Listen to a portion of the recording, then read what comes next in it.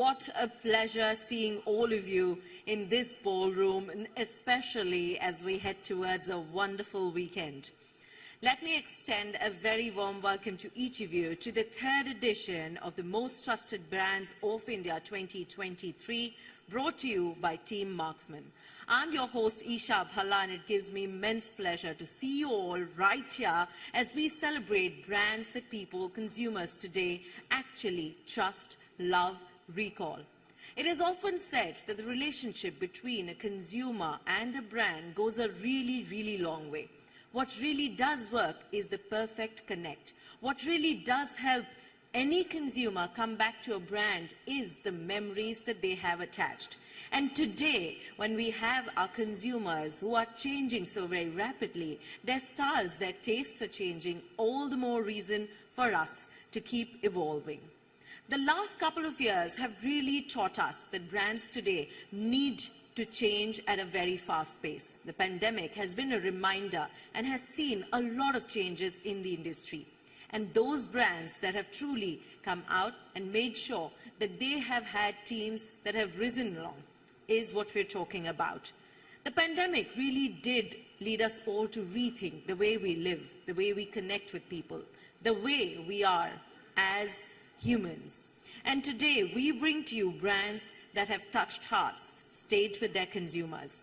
As we celebrate the Most Trusted Brands of India 2023, let me take and extend a very warm welcome to none other than Mr. Karan Karai, Editor-in-Chief, Team Marksman Network, joining us here on stage to set the tone for the evening and to extend a very warm welcome to all of you. A round of applause for Mr. Karai.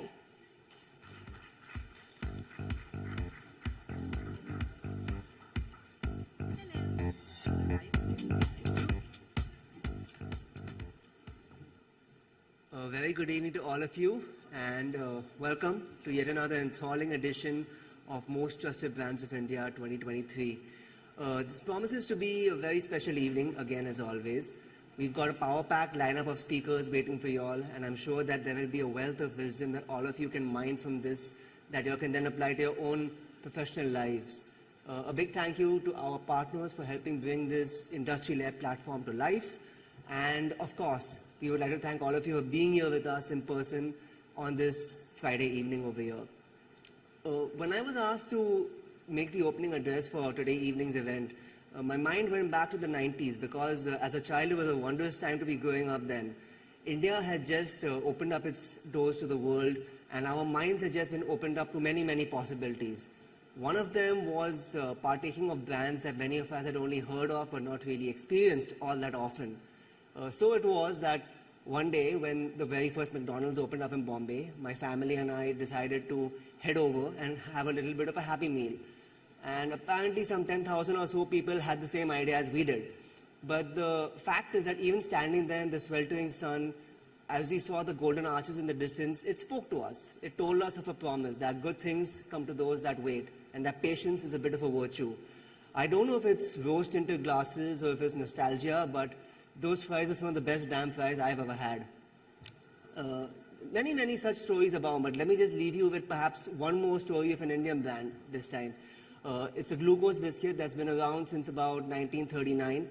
And whether you choose to have it with your chai, whether you choose to have it just by itself or crumbled at the bottom of a cheesecake, it tastes all the same, just as delicious. And you might have noticed that I've not mentioned this brand by name, but most of you will know it nonetheless. And that is the power of a brand. Brands are more than just a collection of features and benefits. They're an essential part of the human experience. They're an essential part of our cultural landscape. And by creating trust, brand custodians can then create a little bit of a moat around their brand against external threats, against their brand value, against perceptions, anything of the sort. The brands that we will be putting in the limelight today that you'll be hearing a lot more about are brands that have delivered differentiated experiences. These are brands that have helped to craft unparalleled promise, that they have created something that is of memorable value to all of its users. So I congratulate all of them, and I hope that you find much insight, much inspiration from the conversations we'll be having shortly. And thank you very much for being here with us, and I hope you have a wonderful evening. Thank you. Thank you so very much, Karan. And you very rightly said that today brands are special because they make sure that consumers have a lasting experience. Today, the journey of every brand is all the more challenging because brands today are increasingly changing, and that is because today's consumer wants seamless experience.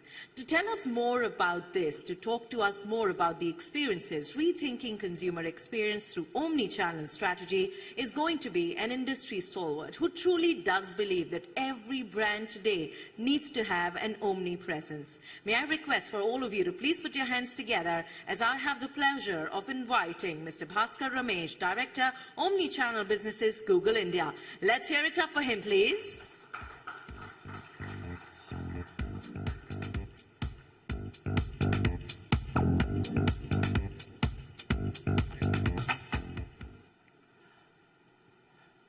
Good evening, everyone, and thank you for spending the Friday evening here. As we are thinking about the most trusted brands, we lived in an era when brands were built by getting more and more footfalls into your stores and picking up your product, correct? But today, finger falls are as important as footfalls, and the combination is where the magic is. Before I begin my presentation on why the future of retail is omni-channel and what do you need to do as business owners and marketeers, a quick question. What is the word that Oxford Dictionary has announced as the word of 2022? Every year, one word gets added to the dictionary by Oxford. What was the word of 2022? Any guesses? Anyone? Okay. It's called the goblin mode. I hope some of you can relate to this. It's an unapologetically self-indulgent behavior that all of us displayed during the times of COVID, right? We want everything to come to our fingertips, into our room, and that's what led to the proliferation of internet and e-commerce in a much radical way than ever before. So what happened during the phase is that e-commerce has taken off massively in the last 3 years. People have discovered new ways to kind of get to the products and services that they need. And if you look at any brand, any category, they have found ways and means to give you a digital experience in the comfort of your home. Yeah, be it try-on in watches or beauty, makeup, glasses, shoes, everything was available. However, what happened post-COVID is that we all thronged back to our stores, but this behavior stayed consistent. So while digital has always been an inspiration and COVID has accelerated this behavior, offline has always been very reassuring for people, and more so in India, because after all the Amazon's, Flipkart's investment over a decade or more, Indian e-commerce is still a nascent at 6 to 7%, and 93% of e-com is still offline and increasingly omni. So we did some research and second. Can you change the slide, please?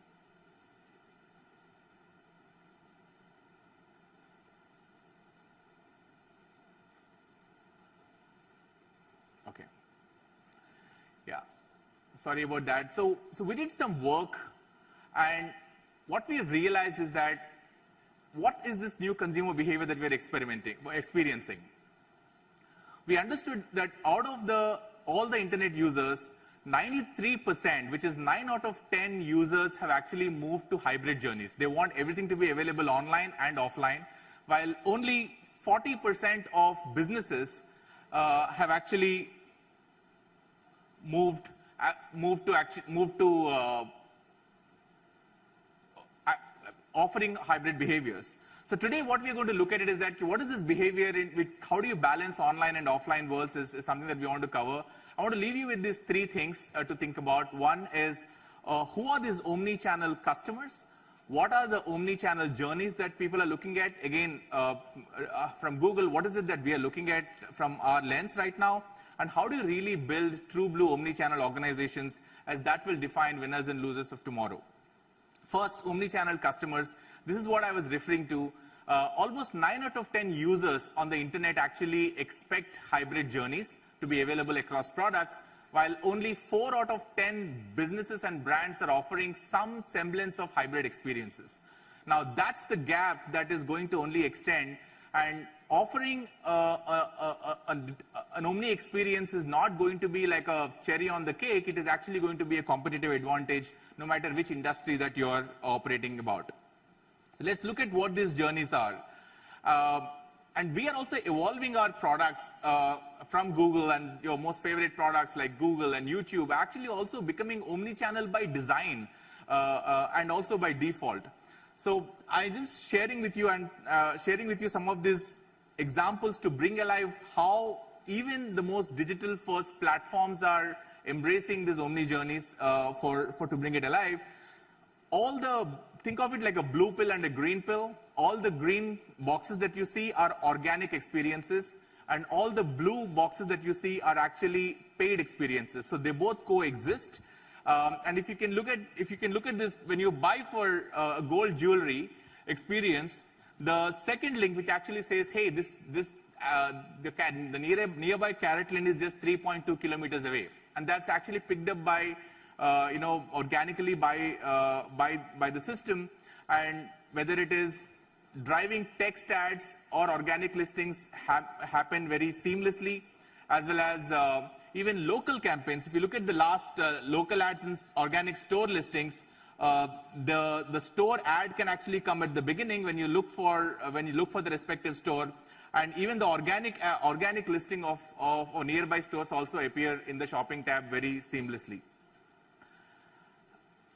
And all these journeys can actually lead you to a respective website, or to a respective product pages on the particular website, or to an app, giving the choice to the user. And what this beautifully means is that the choice of where to shop lies with the consumer, and not by design by the marketing campaign that you do.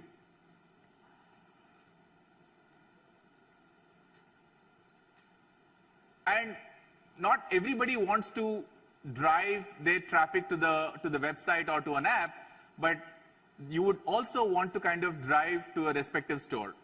And here again, your digital storefront will become the single biggest traffic generator than any amount of physical stores that you have. If you look at Nike today, 40% of their sales come from their own e-commerce site globally. And we see this, the Google hosted storefront. Even if you don't have a website of your own, there are opportunities on Google My Business where to host your own store. And as well as Google Business Profiles allows you to kind of chat directly with the store owner in your locality. And if that is on search, we actually move to YouTube. And in YouTube again, once you are on Google My Business, you really look at whether it is Wendy's or a retailer, or whether it is a beauty campaign.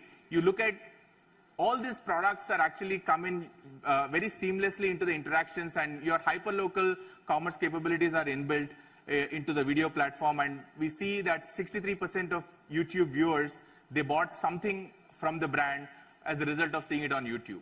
And all of us can relate to it, right? When is the last time we bought even a phone or anything for that matter after actually watching that review from a YouTuber and influencer overall? The second the second movement from this is that we understood what is an omni-channel consumer behavior, which is resulting, and how platforms are enabling it. And what we are doing is actually bringing all of this together, because how do you make this work? It requires you to invest in the foundational infrastructure.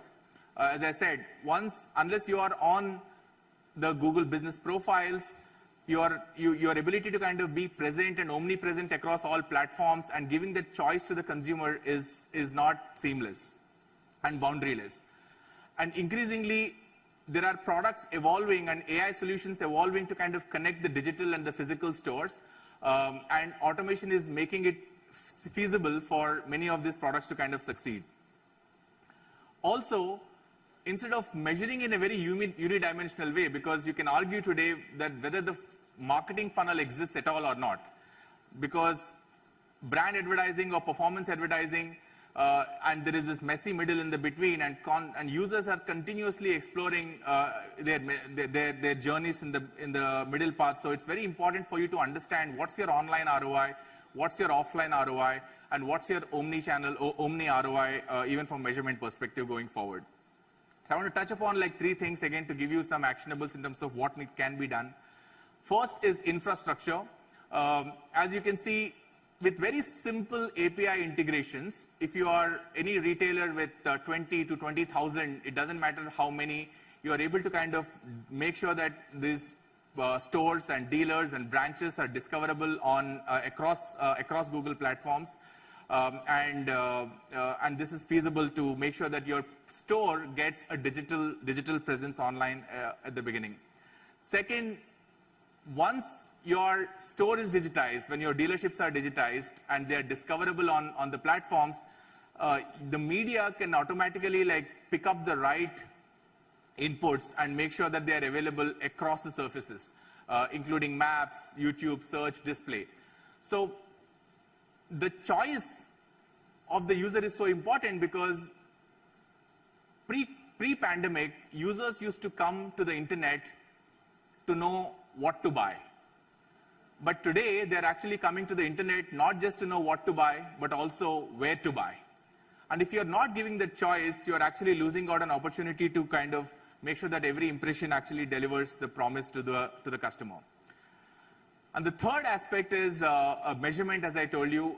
There are big, large customers who are actually perfecting this art of measuring, hey, if I have X percentage of digital budget, and what part of this budget I'm actually driving people to the footfalls, and Shubhranshu is here.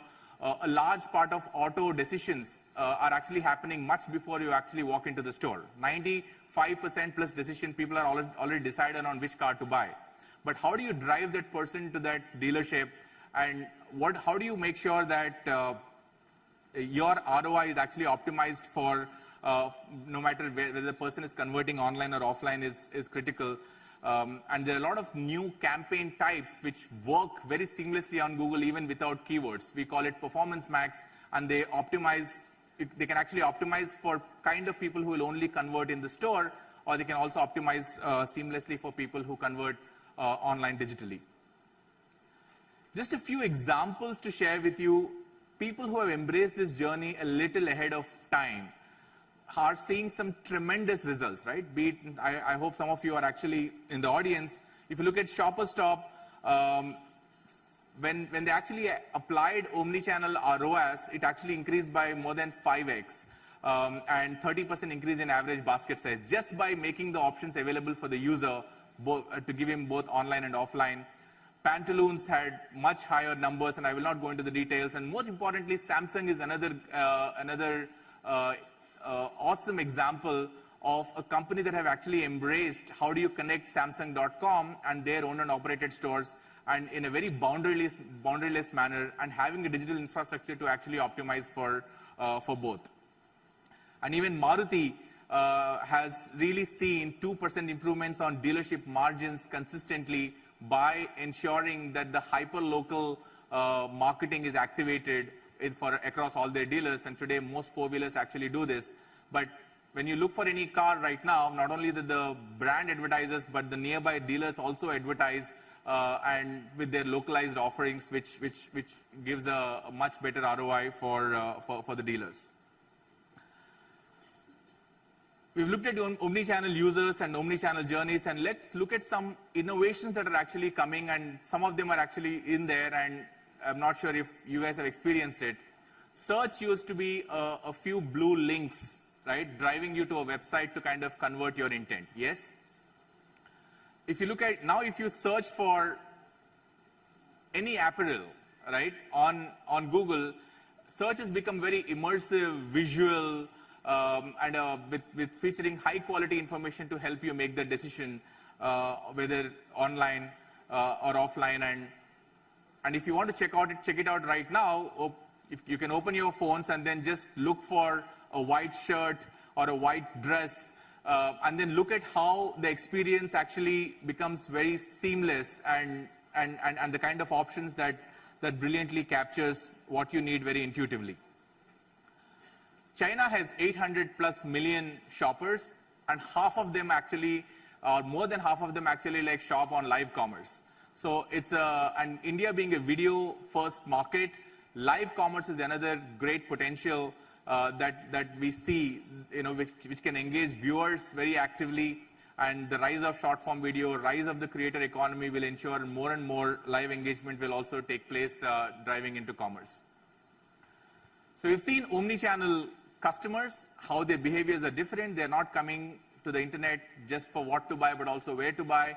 We have seen omni-channel journeys have changed, and the platforms are morphing themselves into enabling these choices to happen for the user. But the last and the most important aspect I want to leave you with is, how do you really ace becoming an omni-channel organization? And these are the 4 or 5 things that we see from our vantage point across companies on what is really failing them.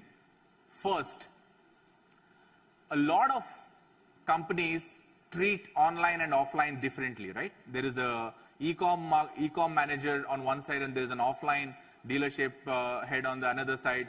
So the talent is being looked upon very differently, and the capabilities are being measured very differently. Sales and marketing teams are also like fairly siloed, but in an increasingly omni-channel world, I think an organization should become more customer-centric rather than channel-centric.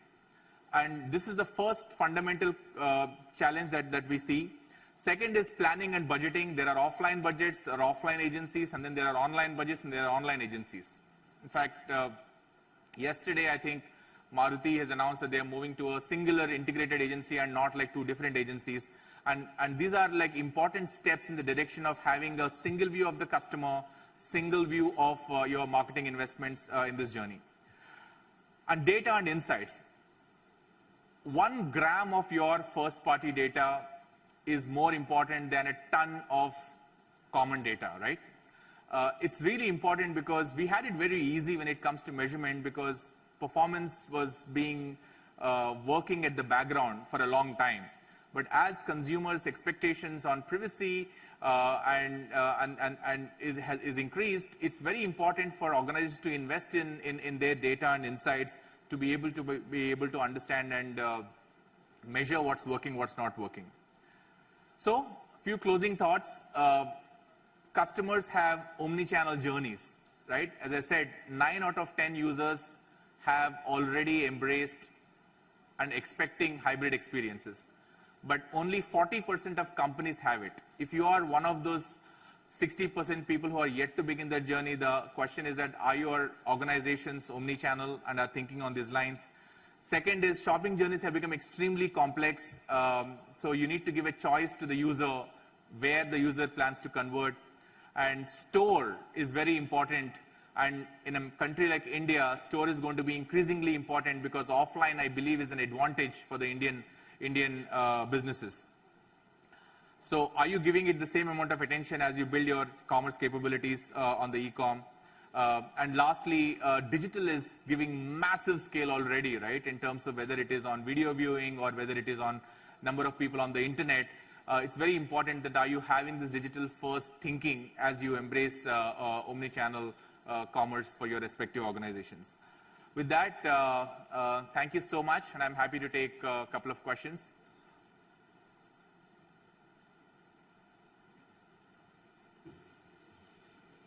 In case there are any questions, feel free to raise your hand. Otherwise, we do have a networking evening where we'd love to see you around and converse one-on-one. But really, thank you so very much for joining us. I'd like to request you to please continue with your presence, as we'd like to appreciate you, your time, sharing those experiences with us. And to honor you, may I please have the pleasure of welcoming Mr. Rajesh Kubchandani, co-founder, Team Marksman, to please join us on stage. A round of applause for him, please.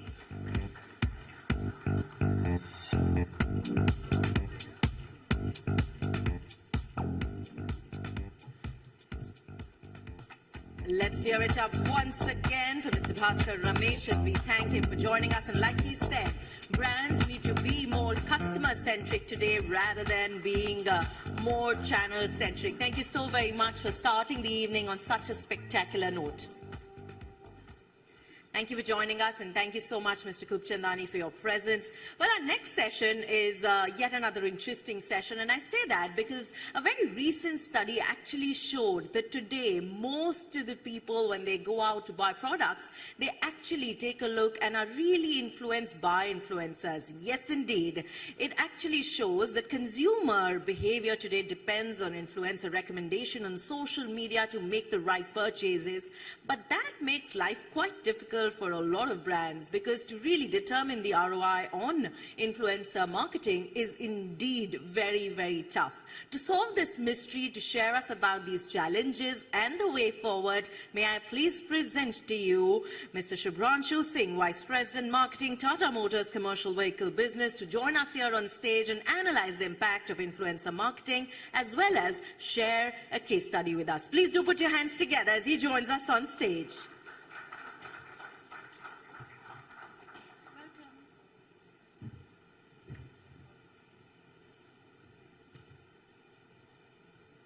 Thank you. Good evening. Wow. I'm going to speak from here. I've known Bhaskar for about 15 odd years now. He's much fitter than I am. If I walk there, I'll have to pull my belly in. If I pull my belly in, I can't breathe enough.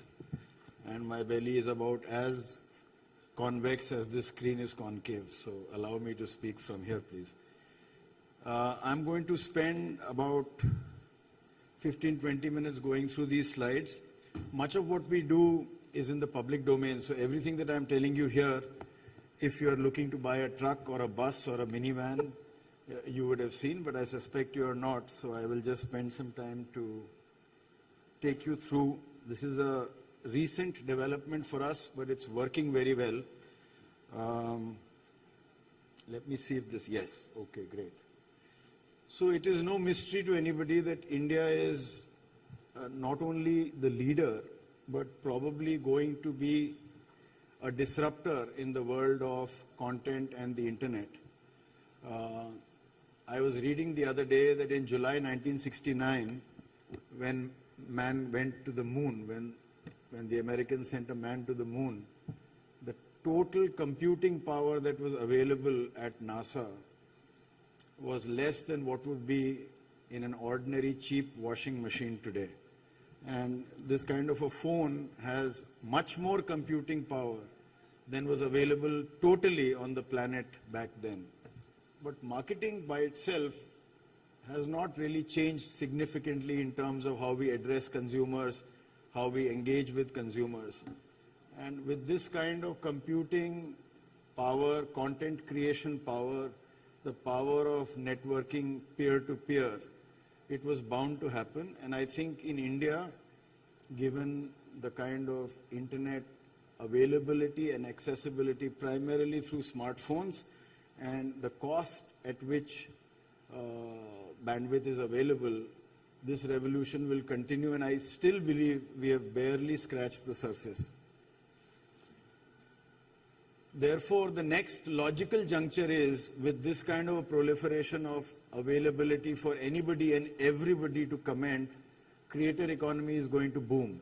And the creator economy has two parts to it, just so that we are clear, because many times, by the way, the younger the folks are, the more intuitively they understand the creator economy. I have absolutely no hesitation in admitting that my son, who is now 14, knows way more about influencers than I do, because as a decision maker, I look at influencers as a possible channel for marketing activity, but my son actually lives that experience day in and day out. When I started as a marketer in the year 1999, we were living in what I call the rate card economy. The rate card environment in marketing was, you have a media agency, you have set publishers, you have appointment audiences or guaranteed circulation audiences. You decide according to the kind of money or budget that you have available to you, how you want to reach them. Once you have decided the creative, it was locked. There was absolutely no opportunity for anybody else to comment on it, to touch it, to mold it. Today, if you're putting out content and people are not spoofing it, if they're not morphing it, if they're not sharing it, you have failed, which is exactly the opposite of what was life when I began at the turn of the millennium. At that time, if somebody actually touched your tape or changed your radio jingle, you were in serious trouble. So this diametrically opposite environment that we see today is because I am a publisher with this kind of a smartphone. Each one of us is a publisher. Many of you will tweet through the course of this evening. Many of you will share photographs. So this rate card era has now transitioned to what I call a wild card era. Anybody can be instantly successful at any point in time. And there is a T20fication that has happened as well. Things are successful, they spike up, they remain so for a few weeks, months, and then they go away and somebody else is coming right from behind. So I think brand building has become much more frantic, much more energized, much younger, much more dialogue oriented, but at the core of it remains the power of ideas and the need for differentiation, because if marketing or brand building is not about differentiation, then it remains a commodity. You know, I don't have eyes at the back of my head, and the screen here is about the size of a pocketbook, so I have to look back every once in a while to at least see which slide I am on. As I mentioned, for the last 6 to 7 months, we have been actively engaged in putting very authentic, very relatable content out to consumers. Who are our consumers? At the commercial vehicles business, we are approximately about 60 to 65,000 crores revenue top line, and we are divided into a number of profit centers. So within Tata Motors commercial vehicles, there are independent businesses as P&Ls, that's small commercial vehicles, intermediate, medium and light commercial vehicles, heavy commercial vehicles, passenger, CV passenger, which is buses and vans, but also a very large digitalization business, a very large services and spares business. The connecting glue here is that it all sells to a person who is a fleet owner, a driver entrepreneur, a first-time user. That person has a business on wheels.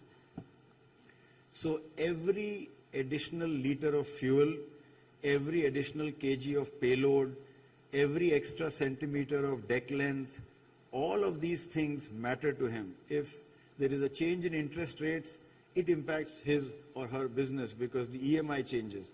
So every decision that they take when it comes to running a business in the commercial vehicles domain is very rational, and at the same time, there is a deep emotional connect because it gives them literally day by day a livelihood. So the kind of relatability and authenticity we wanted to drive was not only advertising, but let people who understand what they do, let people who are themselves in that business speak to them so that it is relatable, it is contextually relevant, and it changes as the environment changes. Let me give you an example. Say CNG as fuel. As you know, in the course of the last 1.5 years, CNG prices may have gone up and down. The threshold or comparison is with diesel prices. So if the CNG price goes down, naturally the demand for CNG vehicles goes up because the total cost of ownership is predominantly driven by fuel. Besides the acquisition price, the wages for the driver, the tires, these are the major cost components. Now, everybody does not understand what CNG vehicles are all about. Who can tell them? Naturally, the manufacturers will all have similar specs, the vehicles will have similar performances, but only practitioners who understand what life is behind the wheels, how our service envelope works, how our spare part availability happens. All of those things are critical differentiators, and therefore we felt that influencers can give them a real dose of relatable and actual environment, the world that they live in. And once they see that, then they will search us for more information. They will reach out. We will have across the table conversations. We will have key account visitations. So this is both the advance of what they will ultimately see and hear from us, but also for them to compare, for them to moderate, for them to share. So this is the kind of work that we have been doing. Why is it important? Because a brand, no matter what brand it is, has many facets and many parts, and this is no secret to any one of you. But the most important part of a brand, in my mind, is the brand that tells a story. And any brand today can afford to be a publisher. It can put out content, it can be a guarantor of quality, it can create willingly a network of brand owners or users. So that community building is very critical, and as Bhaskar was saying, that's one of the places from which you derive first party data, is because they willingly share, they willingly come, they willingly engage with you. And we feel that all of these parts in brand Tata, whether it's a quality guarantee, whether it's the builder of a community, whether it is a mission, are very, very real and tangible for us. But of course, like a fingerprint, every brand is distinct. No two brands are the same.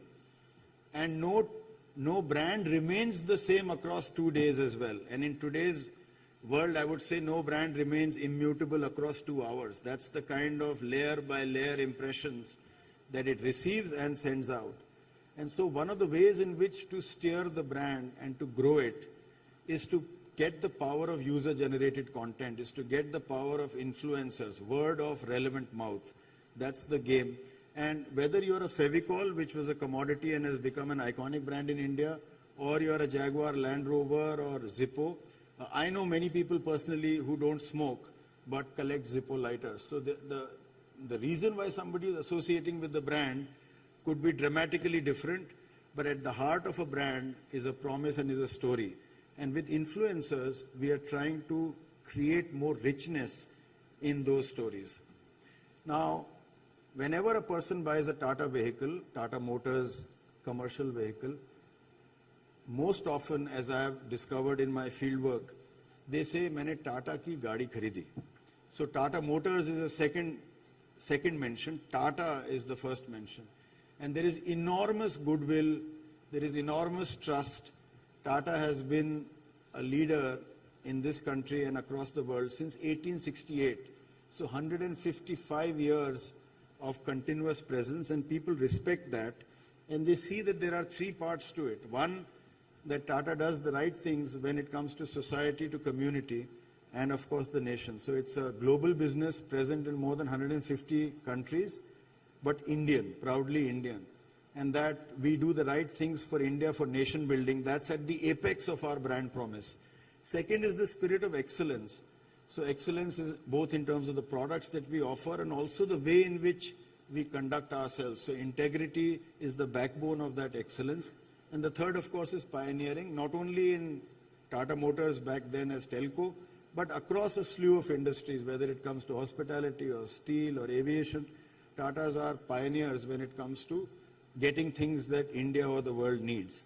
And this is very much top of our mind as we engage with influencers, because it has to have a certain gravitas, it has to have a certain quality, it has to have a certain sobriety. So we engage with, we partner with those influencers who bring that kind of quality to the table. As Tata Motors, we are pioneers, we have a legacy, a rich legacy, but we are also minded, we are very focused on the future. Younger generation of fleet owners, shippers, vehicle owner entrepreneurs, they are very technically enabled. They're looking for the future, they're hungry for growth, they don't want to look back, they want to look ahead. And therefore, anything that comes across as advertising or self-seeking, that I'm looking to sell a vehicle, can switch off people. But anything that comes across as messaging from people who are like me, I am more receptive of it. And this is true for all of us. I'm sure 90% of people in this room would have checked WhatsApp many times during the day. They would have different groups on WhatsApp. So in the morning, my aunt will send me day X of Navratra, but my friends will send me naughty jokes. So this is the kind of world we live in. We have compartmentalized our engagements. And this is true for brand relationships as well. We engage with those we care about. When we don't care about them, it comes across as advertising and we self-select. And you may have noticed if you're looking to buy a vehicle, you will increasingly see vehicle ads. You will meet people who are looking to buy vehicles. If you're in the business of selling a house, suddenly everybody looks like he's a buyer and you can possibly sell your house to him. This doesn't happen in reality. This happens because people self-select. For Bhaskar's benefit, I'll quote an interesting thing. My father, who's not very tech savvy, starts to look for information about companies that I am working in, and naturally Google serves him more and more of that information. So my father's telling me, whichever company you go, suddenly I see more news about it. And I haven't had the heart to tell him it's Google that's doing that and not my performance at a given company. But this is the way the mind works. We self-select and we pull more of what we care about. Now, who are our consumers? And I think I've already mentioned, so I won't labor the point. Firstly, they are looking to the future. They want to get more out of the world. Secondly, new age business owners don't want to take one step at a time. So if you can give them the power of technology that gives them n times the result that they were otherwise going to see, then they have an open invitation for a dialogue. And the third is that they want manufacturers like us to partner them. Earlier it was about buying a vehicle. Now the whole envelope of digitalization, most vehicles, all our vehicles, BS6 onwards, are telematics enabled. They want to get insights from the lakhs of vehicles that are on the road. What are others doing? How do I benchmark? How do I improve? How do I plug what I am not doing well? How do I cover my gaps? And this is the kind of information beyond selling vehicles that we can only give them via the network of influencers. Because if you do it through advertising, A, it will be boring. B, it will be expensive. C, it will be repetitive. So we find that the natural articulation of influencers works very well for this purpose. So how are we doing it? Firstly, we are moving away, as I mentioned, from plain vanilla advertising to more a tone of authenticity and relatability. Secondly, context is important. In the business of commercial vehicles, like in many other businesses, the context changes dramatically. One announcement of an airport or a highway or an e-commerce hub, and suddenly there is demand there. So in every sector of the economy, from the Amazon vehicle that got your package this morning, to how your milk was delivered, to how your newspaper got to you, to how your building was constructed, whether it is construction aggregates, poultry, e-commerce, commercial vehicles are in every part of the economy. And therefore context for application specific, for region specific, for need specific cases cannot be accommodated via advertising. And that's again where the use of influencers works very well for us. Again, people we find want to self-curate. They don't want to be fed that information. They want to pick up their own information. And what engages them, what interests them, they start to get more and more of it over a period in time. Now, there are a variety of definition of the levels of influencers. We find that for our purposes, nano-influencers have worked very, very well indeed. And we have been drilling down to why that happens. Of course, to get size and impact and numbers going, the big influencers, the elite influencers, the national and regional influencers matter a great deal. But we want to speak in local languages. We want to get down, and what is happening in Nellore is different from what's happening in Hyderabad, even though the messaging may be in Telugu. We find that nano-influencers are able to engage better. So if somebody puts in a comment, they actually go and respond to that comment, and that adds to the relatability, that adds to the element of trust, and that fires further interest. So for us, the lower you go, the more fertile the environment seems to be in terms of actual engagement. All of these I have spoken. Let me speak about the third part. Commercial vehicles are sold in myriad ways. So it's business to business. Most people think commercial vehicle selling is business to business, which indeed it is. Some of our largest fleet owners are massive corporations in their own right. But it is also sold B2C, because first-time entrepreneurs who are looking to buy a truck and become a business person are actually operating with a clutch of brands. Their consideration is with a few brands, and they also look for what is happening left and right of them and quickly decide. So the behavior is not very different from, let's say, buying a passenger vehicle. But there is also a critical B2B2C component. So if you're selling a bus, I'm selling to a fleet owner, I'm selling to a transporter, I'm selling to a state road transport corporation. But thousands of people travel in that bus, and then they have their own take on the comfort, convenience, safety, and the overall experience, and then they prefer one brand of buses more than the other. So all modalities of reaching the consumer, B2B, B2C, and B2B2C, are alive and thriving in commercial vehicles. And again, influencers can make a very credible voice that makes the difference for us. We also started an advocacy program because you yourself, if you were buying a vehicle, you would compare one versus the other. You would get down to a clutch of 2-3 brands and compare specifications. And specifications alone are not a long-term differentiator. So we also wanted to invite them into our organization, show them how we make better, how we service better, how we are more accessible, how we live up to our service promise better. And all of these are being done through hundreds of influencers who go into our service centers, go into our manufacturing, into our design locations, how we test the vehicles, and then bring that information out. So it's an in-out view, but it's very revealing for people, because earlier than this, they were only getting information about vehicles, vehicle specifications, vehicle usages, which they can pick up a brochure and learn about. So we want them to see dramatically the world inside this very vast Tata Motors that we are proud to be. We also select influencers programmatically. And there are 3 variables here. One, how much engagement and traction they get. What is the viewership, but also the recency. So it's not good enough to rest on your laurels. You have to be continuously performing. And so at any point in time, our list of influencers is a dynamic list. People are getting added, people are getting off. And we treat them as partners, but we also get them to respect the fact that we are trying to drive engagement and chemistry. And so if they're performing, they move up in our scheme of things. If they're not performing, they get substituted by those we find are more credible voices in our ecosystem. We are doing storytelling, which extends the power of our campaign. So in September, we did Desh Ke Truck, which was a massive launch of 14 to 16 vehicles. And at the same time, we also did a combined launch in the world of pickups with Intra and Yodha, which are our 2 pickup brands. And we had different campaigns there. One was called Har Din Jitaye, Har Kuch Uthaye.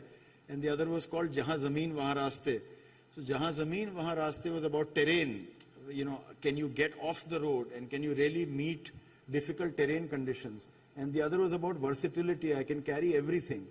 And, advertising can only make that many films, but the way in which influencers bring it alive are really engaging for people.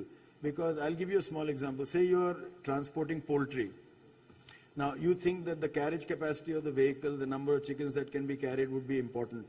But there are other factors. We discover as we go into field work that the level of vibration in the vehicle actually has a bearing on whether they're able to deliver live chicken or the chicken die. There are a variety of other factors. If you're transporting glass, similarly, there would be a bearing on the level of movement in the vehicle. Now, in the brochure, you would say, suspension, leaf spring, what is the engineering behind a smooth ride. But from an experiential point of view, only the influencer can bring that to them, along with interviews with relevant folks. So this works very well for us.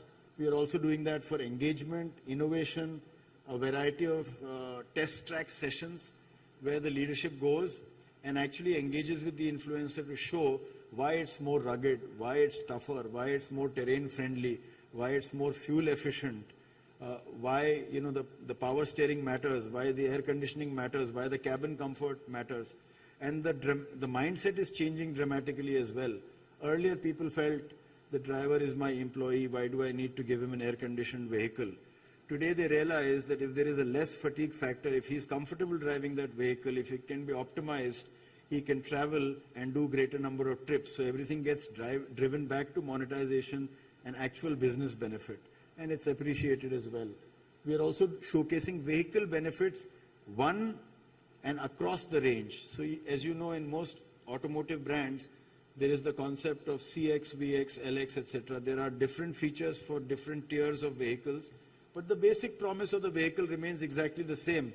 Now, how do you bring alive what is the base level vehicle and what is a value-added model or variant on the same? You cannot do it effectively through advertising, but you can do it very well through engaging with influencers, and that's what we have been doing. So in a very short period, we have got to almost 300 odd influencers at every level, national, regional, micro and nano. We talk across 10 to 12 languages. We are in an always on mode. We are building, as I said, more and more of the inside out story, and we've got about 4 crore plus views, and we are really happy about that. Last, I will leave you with a few discoveries that we have made, and these are truths, I believe.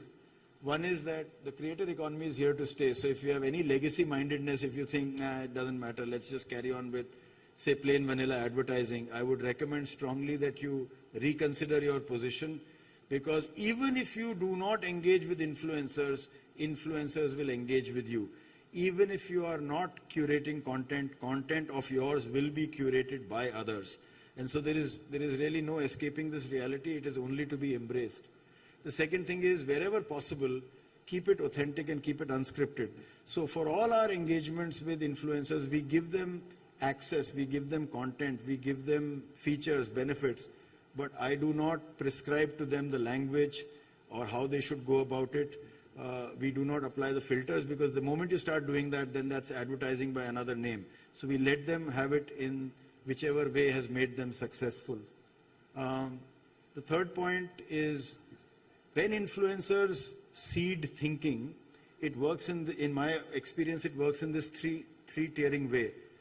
What are they looking to tell you? So the so what of it, and then the actionability comes in. Then once I've understood the implications comes the now what. The brand has a role to play at all three levels, but sales, dialogue, selling process, the funnel kicks in now what. And the influencer and the content economy can really help you do the first, what are they saying, and so what? So how does it matter to me? Those are critical differentiators. And thirdly, if you're in the business of saying, I made an ad, I made outdoors, a 30-second ad, radio jingle, this project is over, then this is not the way the influencer business can work. Because there is really no finish line to this. Once you have engaged with an influencer, he or she is going about making more and more and more content. The more success they have, the faster they run. So there is really no finish line to this. And so once you get into it, please get into it with full conviction and a lot of stamina. With that, I'll end. That's all I had for you today. If there are any questions, I'm happy to take that. Thank you. Thank you for your time.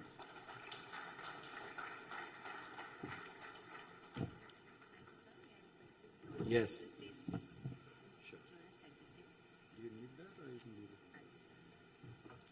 Thank you so very much, sir. May I please request our audience to put their hands together for him, and may I request the kind presence of Mr. Gupchandani here on stage to personally thank him for his time. And of course, like he shared, that today every brand tells a story, and the stories that are the best, that are the closest, that have a connection with people are the brands that are most trusted. So it really is about community building today. I'd like to thank you for joining us here.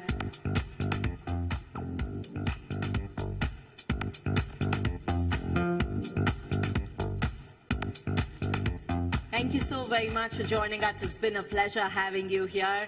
As we look forward to our next segment, I'd like to request our team to please set the stage, because our next session is going to be a very, very interesting panel discussion. But before I introduce to you our speakers, may I please request all of you to take out those smartphones. Sir just mentioned, right, that all of us would have looked at our WhatsApp at least 10 times during this session. So may I request you to please take those smartphones out, head to your social media and share with us any one caption or any one thing that you connect with brands you trust, or put any one Name any one brand that you really trust, you always have been loyal to, and you won't change it for the world. And the first person who puts it online, well, we have some interesting gifts coming your way. I'd also like to request all of you all to please tag us using our hashtag trusted brands. And of course, you're welcome to put pictures. So you all have 30 seconds to do this. Can I see those smartphones up?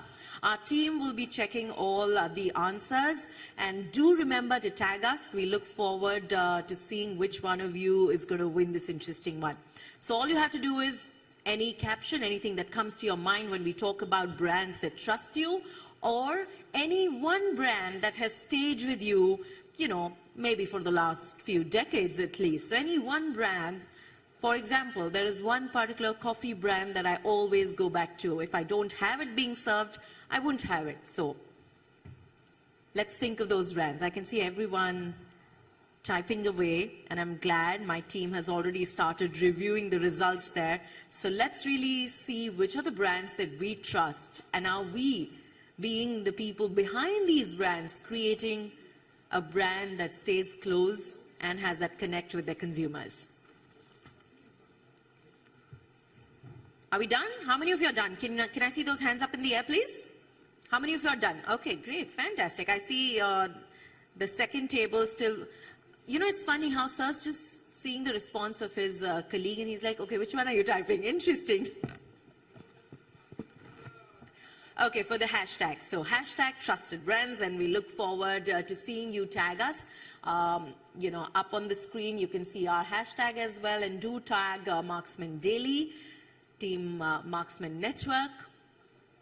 All done? My team has the results. Another 10 seconds and we close this. I can see some of you still typing. All right, phones down, because we're now all set to introduce to you a very interesting panel discussion right here. A panel discussion where we will speak, all our panelists join us and share what is that one thing or the one component that every brand needs to be trusted by its consumer. It most certainly is transparency, to create that perfect relationship between a brand and a consumer, making sure that today's consumers are getting ample messages all through the days.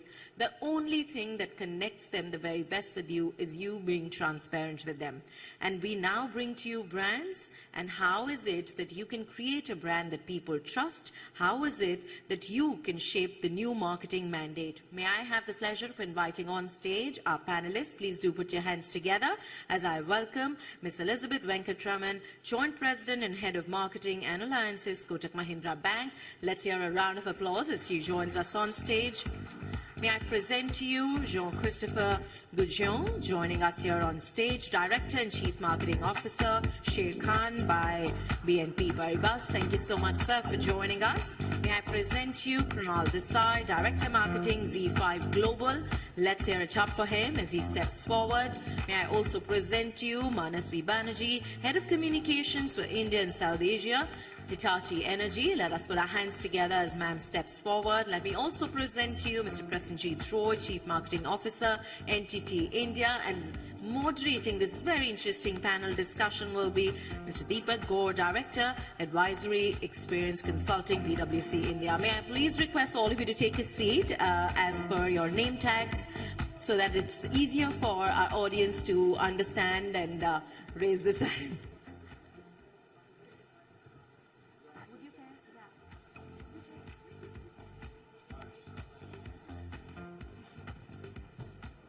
It's just easier for our audience to relate when a panelist is speaker.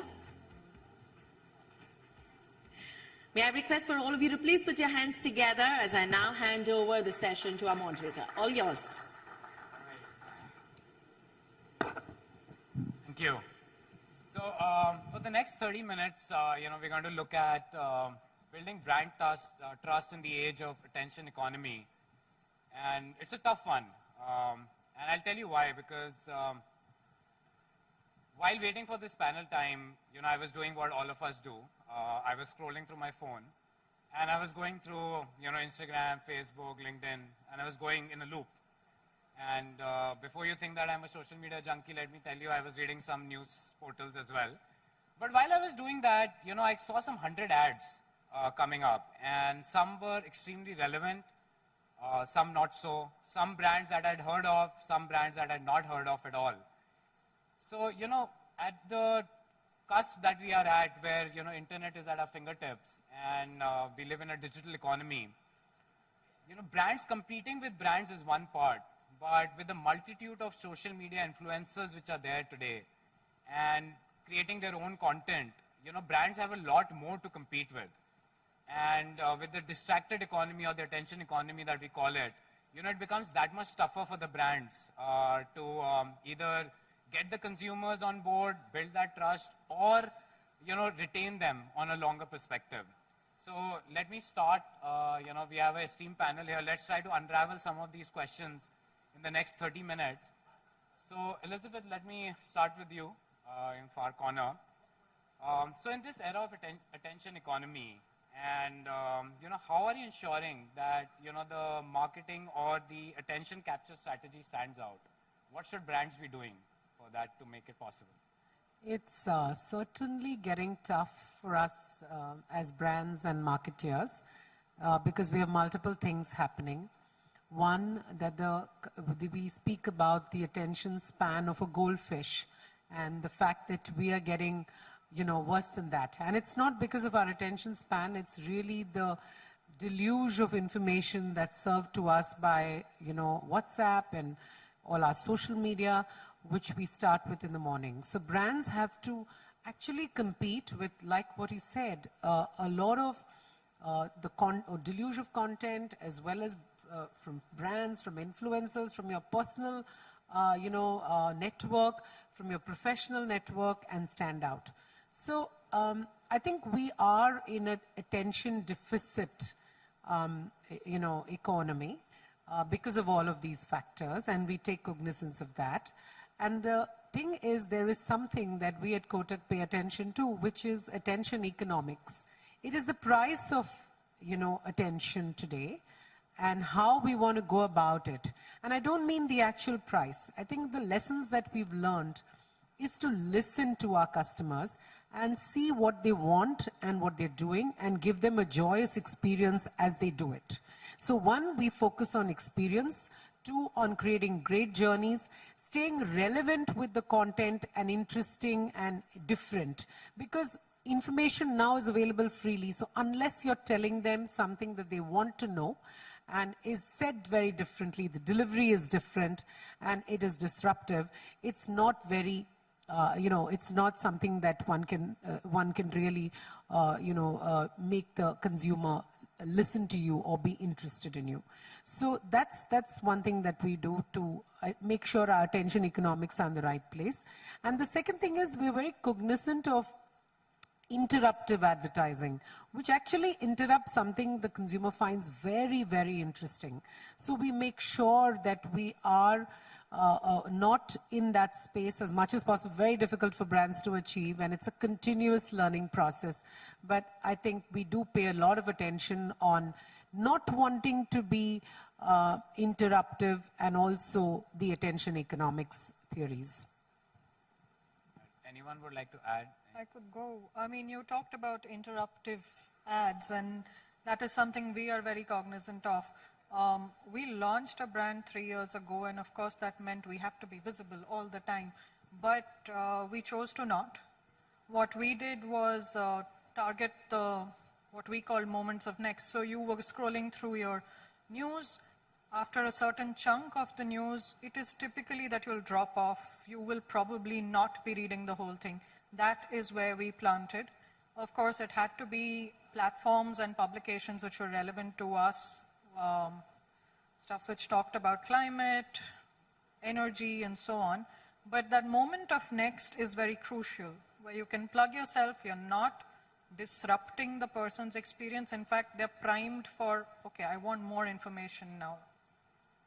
Sure. That's, Yeah, just one point, right? So it's also important in the attention span reducing to customize communication, right? Because today I want to see ads of brands which are relevant for me. And I think what has helped is a lot of AI tools that have come in, right? Facebook, Google, they've optimized their AI tools.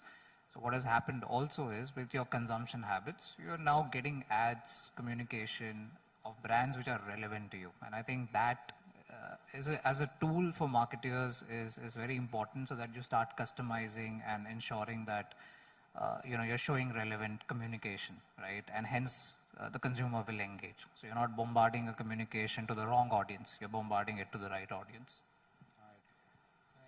Yeah, sure. Something very similar what you said, but the key word is hyper-personalization. Huge amount of data is available, okay, through different tools.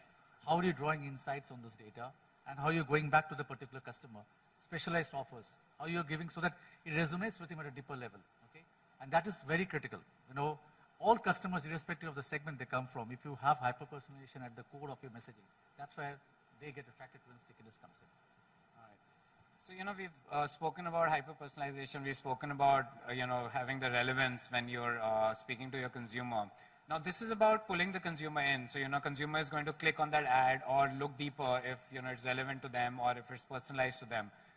But, how can brands do some strategies which result in stickiness, where they continuously engage with the brand on a continuous level rather than, just clicking on that one time? So, John, anything on that? Yeah, so in fact, it starts from the beginning itself because any brand is communicating, advertising, doing advertising, speaking in the media. And in fact, first, second, when you buy a product, when you open an account, when you buy a service, as a minimum, you need to ensure that what you deliver is in line with what you say. It seems to be obvious, but nowadays we still many brands speaking loud and clear, but in fact, at the very beginning you are disappointed or it's not at par with your expectations. And this, still today in 2023, it's a very important topic, to deliver what you promise, what you say. So, because the reason you come is not the reason you stay. And it's relevant for a product or for a service. Another point is to start keeping on being connected with your clients. So I work at Sherkan, so for us it's easy to be connected because we have all the details of our clients. In a bank, it's the same. Sometimes when you sell food or when you sell shoes, you're not directly connected to your clients, but still, it's important to keep a connection with your clients and not necessarily to sell. Because when you advertise, people are not stupid. They understand that it is to sell more products or to sell more services. But whenever you are able to communicate on free information, but relevant, you are building confidence. Because the consumer believes, I got this product, what they tell me has nothing to do with selling, but it's relevant to me. So you are boosting the confidence and the trust. And at the end of the day, what is building the trust is non-financial relationship, I would say. It's what is free added value. And free added value is extremely important because we are in a world where people want to sell more, to add on. But free value is the essence of a brand. In a business such as financial services, there are a lot of stuff which can be said, which is not directly related to a sell. But it's important. It's important. So trust is what is creating stickiness. And it's what we try to do.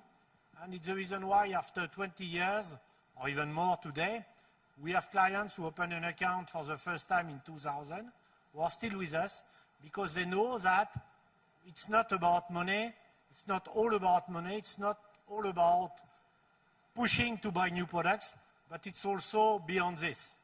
And it's what brands need not to forget, it's to also to create a relationship, not a transactional one, but based on freebies, but freebies in the sense free value.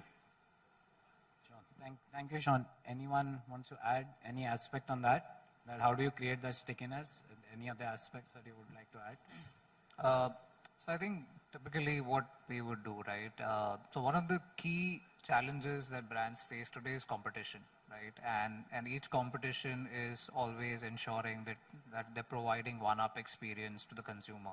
So hence stickiness is really critical from a brand perspective. I think important to map the consumer journey right from the ads that the consumer sees to the entire experience to finally save in customer support, the entire funnel, right, and the entire circle of the consumer journey, and ensuring that your brand guidelines, ethos, or your strategy is seamless across each stage, right? And that sort of creates value for the consumer. At some point of time, you want to be that subconscious decision of the consumer, right? If I want to watch content, by default, probably I'll go to Z5, right? Because I feel the experience is good, I feel the content is relevant to me. If I have a problem with subscription, I know the customer support is helpful. So I think brands need to start creating that experience at each stage of the consumer journey. And I think that is where the stickiness over a period of time gets created. It's not something that you can create in one campaign. Multiple campaigns, multiple experiences, and that is where it sort of, creates. Very well said, Kunal. May I add one more? Sure. So, enterprises today are focusing too much on customer engagement in the sense, like either through customer advisory boards, co-innovation labs. So the focus is not only stickiness, it's one step beyond that. The extrapolation of that is they're looking at how do I make him into an evangelist. So the customer advocacy comes in. And later on, one step higher than that is, can I make them into a rainmaker? So, corporates are looking at that. It's not only stickiness, it's do I change him from a customer to a brand advocate and from a brand advocate to a rainmaker? Correct.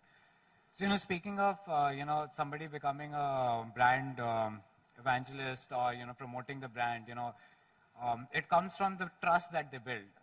So, just continuing on your point, what do you think are the two biggest attributes that a brand should look at to build that trust with their consumers? So, according to me, I think I'll take at least three. The first one is being authentic and transparent. Brand has to be really transparent about what they do, what they say, and about its products and services, because consumers hate if someone tries to manipulate and push this through, okay? And also you have to be very, very authentic and transparent in how you collect data and giving the reins of control to the customers for the privacy settings. The second one I talk about is the security, because customers are very worried in the online space because every data is there in your hands. So what is the enterprise doing about the data? So what are you doing in terms of your privacy control? What are you doing about the different security measures, industry standard protocols that you're putting in, either be it two-factor authentication or encryption, and how are you storing the data? So that the brands need to come clean with that and share that with their clients, and that is very important. And the last one, which is not spoken about, but I feel is very important, is the communication. Okay, proactive communication, both for favorable and unfavorable, mostly unfavorable. The last thing that will happen if a client comes to know something from the marketplace or ecosystem and you have not communicated to him, your years of association may come to a zero out there. So these three factors, I think, comes out very strongly. I think well said, Pranjit. So basically, having transparency, creating the security and communication. So, Elizabeth, you want to add anything to that, or Sean? Yeah. I think that many of the points are covered, but I think one thing is that it is a long relationship which builds loyalty, if that word exists today. I think the consumer is extremely flirtatious, if I may use that word, because experimentative also. You have to do a myriad things to make that whole equation work. I think one is good conduct by the brand continuously, and any mess ups from our end always costs us in some way. A lot of questions come your way.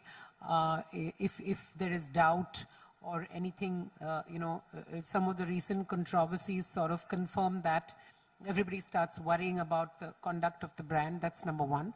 And that's what, there's one thing about managing, if you do something wrong, what happens? Then I think what really works is being transparent, apologetic, and being direct. I think that's something that works for most brands if something does go wrong, because not that everybody can get it right 100% of the time. And the other thing is doing the positives. I think many of them have been covered, but telling customers about new things, telling customers that you are doing and giving them a preference in that. Co-creating products and services. They like to be part of it. You'll be surprised how much customers would like to participate in what you do. Then they become, loyalists, etc. And of course, making joyous journeys in products and services and giving them a great experience. And there is no running away from customer service. And it's also said there is a gender thing to customer advocacy. So your women customers are most likely to, give positive references because probably they talk to a lot of people. They're more vocal in what they say and do. So, paying really good attention to your women segment may also create positive, customer advocacy. Being very, very vibrant and relevant in social media. That's where the customer is. You've got to go where the customer is. So if that's where the customer is, how do you go there but not be interruptive but be relevant? So many things, but broadly the biggest thing is good, positive conduct over a period of time. John, you wanted to add something?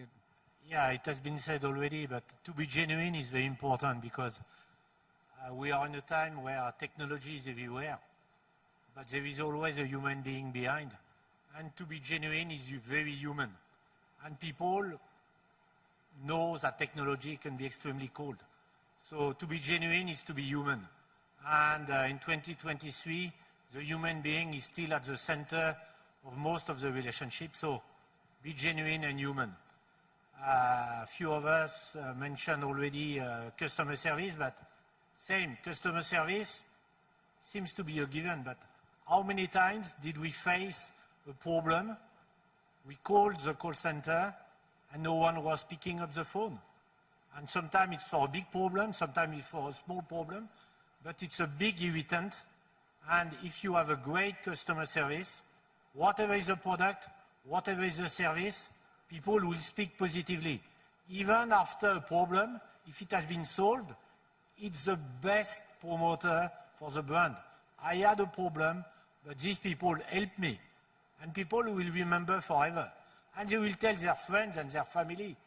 It will be the old-fashioned way, but it's still extremely powerful. And today, of course, it's amplified by social media. So if your customer service is not right and well organized, you will not make it because any service, any product one day can face a problem. So your customer service should be at the core of your relationship because technology can fail, the service can be not as good as expected, but if you take care properly of your clients, it will happen and it will be known, it will be said, it will be amplified. Right. Thank you. Yeah, so everything's been covered. I have just one, maybe two. Firstly, this authentic, transparent self. I think we've been through hyper-personalization, and now in this privacy-forward world, what people are looking at is ways and means to find themselves in the company, in our message. So I think we have to shift. Why we need to be authentic is to shift from, instead of hyper-personalization, we become, let's say, humanizing brands. Second part of humanizing brands, and because I have a comms-heavy background, I think it was Simon Sinek who said, happy customers begin with happy employees, and there is no ignoring the marketing wonders happy employees can do for you. Yeah, that's very true because, I was coming to the next point, which you're speaking about, apart from hyper-personalization, how do you bring the human touch to it? And, which brings me to the next point, which is about, this whole crowd ideology, which comes into play when brands play around with it. We've all seen how Dove beautifully played it with Beauty from Within, and it was a huge hit in terms of in the minds of the audience. On the other side, we saw, recently Vim came out with hand soap for men, and it didn't do so well. So, just to ask you on that, how can brands actually use this whole concept of crowd ideology and grow that trust among the consumers? So what should the brands actually be doing? What are those common factors that the brands can look at? I'll go. Okay. Firstly, not hand soap. It was a dishwashing, which was the big problem, right? So no, jokes apart, I think there's a lot of pull and push. There is a timing issue which you have to be cognizant of. You cannot push your ideology, whereas Dove obviously had a lot of pull factor to it. Another example that I would like to bring up is, I don't know, Hilti. How many of you are familiar with a brand called Hilti? I'm not from their company, so I shouldn't be talking, but essentially power tools, right? And you should see, so your average audience for power tools is, sorry, stereotyping, but men over 30, men over 40. You should, can you guess which platform they are most active on? TikTok. And it works. So yes, there's a lot of risk which needs to be taken. You cannot shy away from the risk, but you just have to be sensitive of how you're packaging the material. Okay. Yeah, Elizabeth. I think that there is a big role for brands in society, which is to change the narrative, to create progress in society. I mean, we have two brands, whether it was Kotak 811, which did something called India Invited, where we said digital is a great, is a great equalizer. It allows anyone and everyone to come into banking. We don't judge anyone. Everyone is invited. The other area is a program called Silk, which is for the women's segment, where say it is the key to financial independence. So I think there are narratives which make progress, but the fine line between activism and progress, which the society at the time can digest and take well, is very important. Because there are many Indias, and it's not just one India. There is, there's so many from various demographics, psychographics, religions, geographies, ethnicities, languages. So it's not, it's just not something that you can be very casual about. And I think we've seen so many examples, and not that you can get it right every time. And I think there are brands that push the envelope, and I think they all do it if with the right intent of pushing the conversation forward. And I think if we stay with wanting to drive the conversation forward, and not so much, and stay genuine with that while also making the brand fit naturally into that conversation. We've had Share the Load, which the country's taken well. So there are many things where the country's taken well, and some they, some which they are not so warm to. But finally, we have to put out, like cinema, advertising has to put out something that everyone likes, connects with, and actually more than that, loves. We seek brand love as much as anyone else as marketeers, and therefore need to just be cognizant of how much we push the envelope to get it.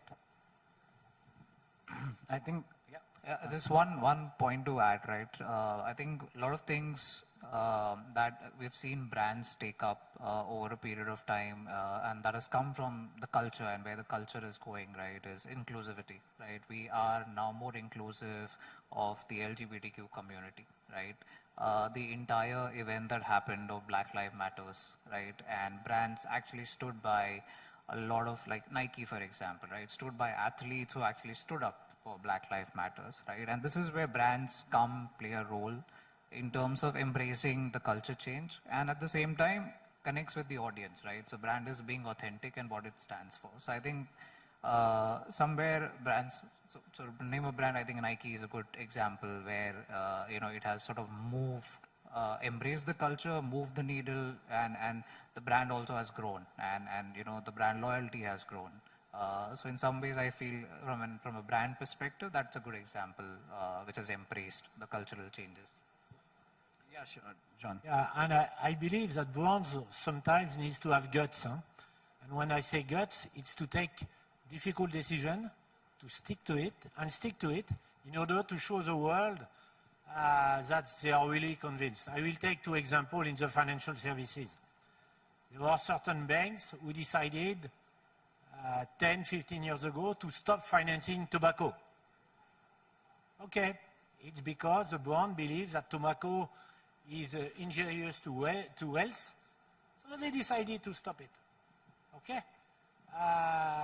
Today we are in a world where the global warming is really a big issue, and as a bank you can decide to cut the rate of the loans when you buy an electric car, when you buy an electric vehicle in general, a bicycle, but you know that it will impact your P&L and your profit, but let's have the courage to cut the rate to say, I want to promote green transportation, and I take a hit, but I show the world that I want to take a tough decision, but it's for the good of the environment, in the environment. So I think we need to have guts sometimes, because to please everyone, okay, it can be an approach, but we need to be courageous, and if it is for the good, it will pay later. It will pay later because people like you, will like you, because you have been courageous, you take a tough decision for the good. And it's a social decision, it's a P&L decision, of course, which is not the easiest one, but brands need to take also such decision in order to show that they are not only a listed organization or a company to make profit, but they go beyond this. Yeah, I think that's very well said because, you know, especially with the Gen Z, you know, we've seen that, you know, they have a tendency to attach to a brand which shows some kind of social responsibility, which you were talking about, Sean, and, you know, Kunal, which you also spoke about, Black Lives Matter, green environment, you know, climate change. And, you know, they become the consumers of tomorrow for each and every brand. So I think that's very well said that, you know, each brand has some kind of a social responsibility and they play a big part in, you know, promoting those things. So, you know, we have a couple of minutes left, but before I close, you know, I wanted to do a quick rapid fire. You know, I don't have a gift hamper like Karan Johar, but I'll try. So, you know, my first question, you know, we'll just go order-wise and, you know, just 30 seconds, you know, yes or no and why. So, cookieless world, you know, boon or bane? I think it's boon because it's improved privacy and also lesser interactions, higher, better user experience. So definitely a boon for me. Yeah, I agree. It'll drive better content, and I don't think we need to worry. In an age of ChatGPT, we can produce a lot of content. That's true. I think boon for the consumer, bane for the brands and the marketers because we can't track them, but I'm sure we'll find a way to track them, so it doesn't matter. Definitively boon. Boon. As a selfless marketeer, boon, but it's going to make tough things. It's going to come in the way of hyper-personalization. Yeah. The second one, you know, we'll close with that, but we can't really close without it. So, metaverse, you know, hype or hope? So let's start with Elizabeth this time. It's a tricky one. It's like, you know, there was a picture writing of in the 1800s about, you know, Thomas Edison and his invention. There was a picture writing it off in the 1800s, and you know what happened then. So are we a little early for immersive experiences, one that users can control and one that is so, you know, such a immersive, joyous, out-of-the-world experience? We may be slightly early, but is it going to come eventually? My guess is yes. Yeah, so it's both because it's hype, because it's very trendy, it's very fun, it's okay, so it's hype, but at the same it's hope because we all tend to believe that one day it will help us to go further, higher, better, stronger. But as of today, it's still hope because it's not big enough to be material? I think for sure hope, because I think we'll definitely create a lot of businesses, we'll create different audiences from a marketer's perspective, and a whole different experience for brands to offer, right? So for sure, I think hope. We are between two movies, if I can say. One is Surrogate Bruce Willis, which was the metaverse in person, and the other is Matrix, where AI takes over. So I hope it's metaverse where we have some control. But yeah, for brands, I think it's hope. It's there's time. Yeah, it's hope for me because the new opportunities in social connections, e-commerce, etc., and also there's a high chance of improved technologies coming in, virtual reality, augmented reality. So definitely hope. So I think we're going with hope more here. I think the red scanner is facing, showing me those dots. But, you know, if there are any questions for our panelists, if anyone has any questions, we can take a couple of them from the audience in case you have any. Are we good? All right, so with that, I'll close the session. A great thank you to all our panelists. I think we had a good, engaging session to understand, you know, how to build trust, how can we pull consumers, you know, retain them, especially, you know, in today's world where there's multiple mediums of information. People are switching from, you know, one medium to the other with the multitude of information that they're getting. I think we were able to answer some of the questions. So a big thank you to our panelists. Thank you so much. Thank you. Thank you so very much. And now that our audience has our panel right here and all the speakers, I'm sure there'll be questions or any thoughts that you'd like to share. So in case there are any questions, I'd like to encourage all of you all to please raise your hands. We'll be happy to pass it on a mic. You know, we don't often get a platform like this where we have speakers from a very diverse background and industries. And I'd like to encourage anyone to ask the first question. Looks like everyone wants questions a little later with networking drinks. But for now, to thank all of you all, may I please have the pleasure of inviting Mr. Akash Tiwari on stage. A round of applause for the co-founder of Team Marksman joining us here on stage to thank each of our panelists with a token of our appreciation. Please do put your hands together as we thank Elizabeth for her time. Thank you for sharing those experiences with us. A round of applause for Mr. Gujeong. Thank you so very much, sir. May I request all of you to please put your hands together as we thank sir for joining us right here.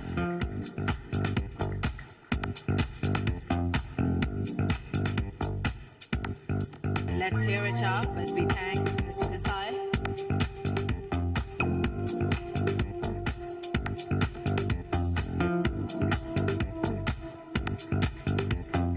Ms. Banerjee, thank you so very much for joining us and for sharing your thoughts.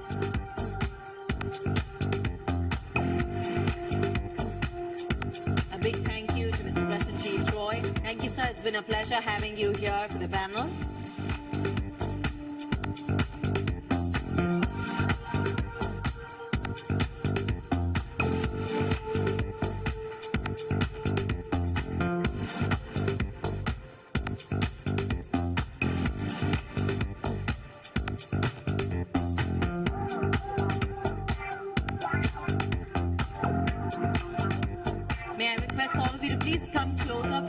Picture, and I'd like to request Mr. Tiwari to please continue with his presence here on stage.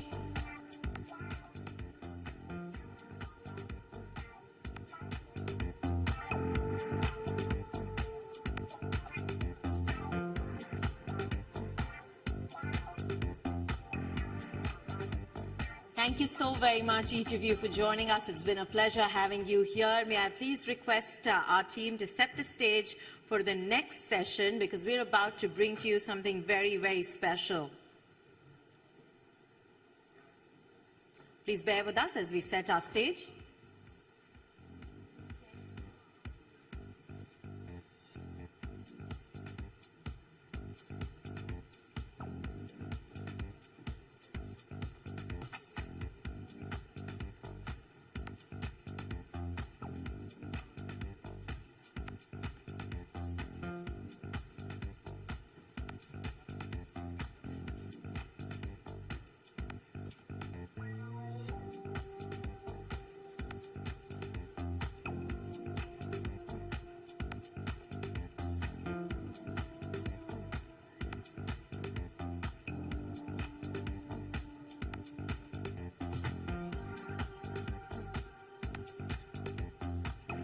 Well, as we set our stage for the next segment, which is going to be a very, very interesting one, we feel that we must get the vibe of a weekend right here. So we're going to have some fun, and there are going to be some spectacular prizes coming your way. But for this one, I want all of you all to please stand up. We don't want any of you to be sitting. I'd love for all of you to please stand up. We're going to have fun right here.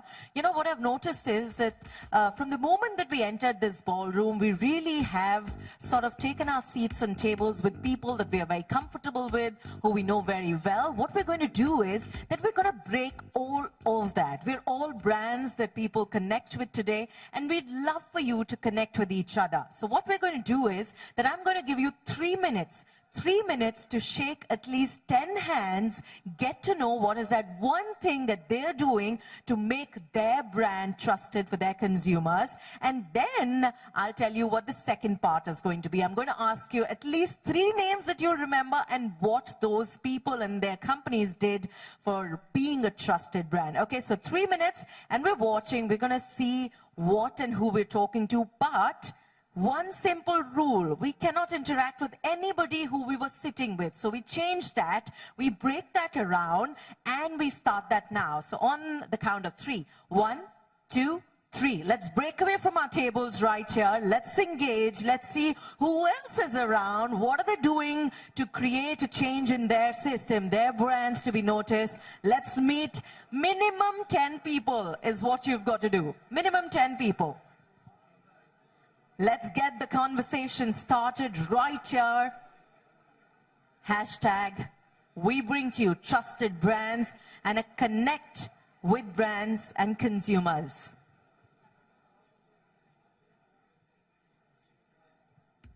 We'll be giving out 5 amazing gift vouchers to the winners. So please connect with teams that you see around, with brands that you identify with. Remember, you have to have a brand recall value, so you really need to have that connect.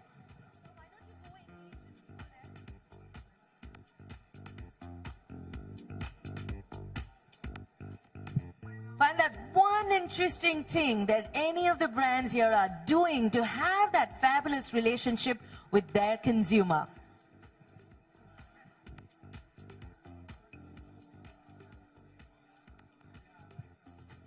All right, let's see which ones are the most trusted brands, brands that are having the best connect right here. And we have given all of you all the next 3 to 5 minutes to connect with brands, create the brand story, and really talk about what is it that makes a brand trusted.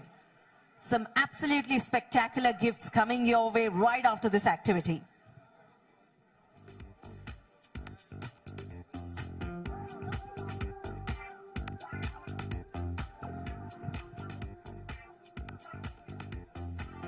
Please remember, the longer the conversations, the more interesting the brand stories, the more reason for us to connect with them. Minimum of 10 brands is what we've got to achieve.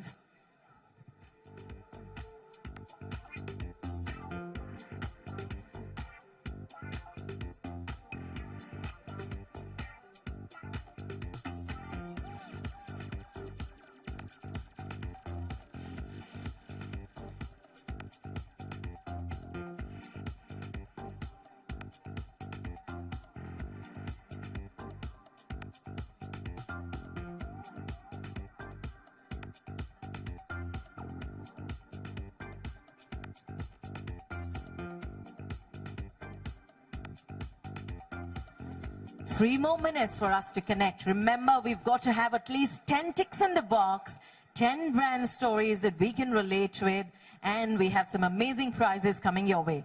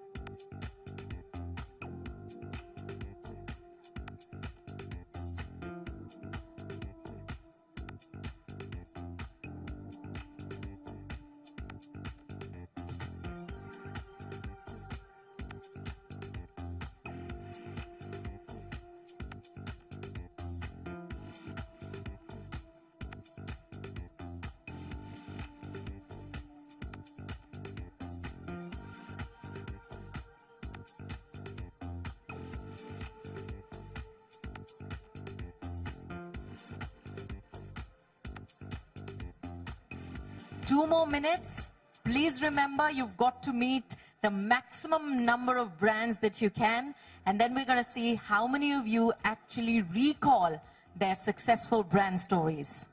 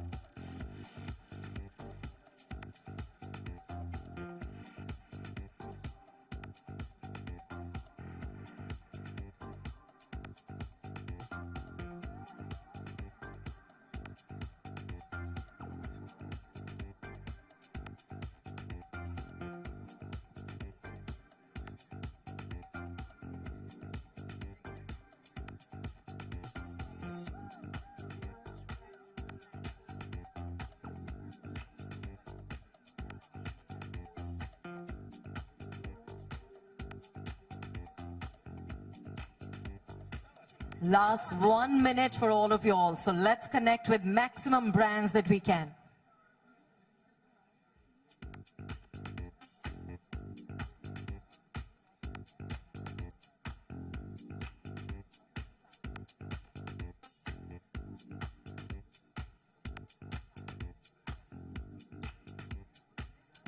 Final 1 minute, everybody. So let's go and meet and connect with more and more brands.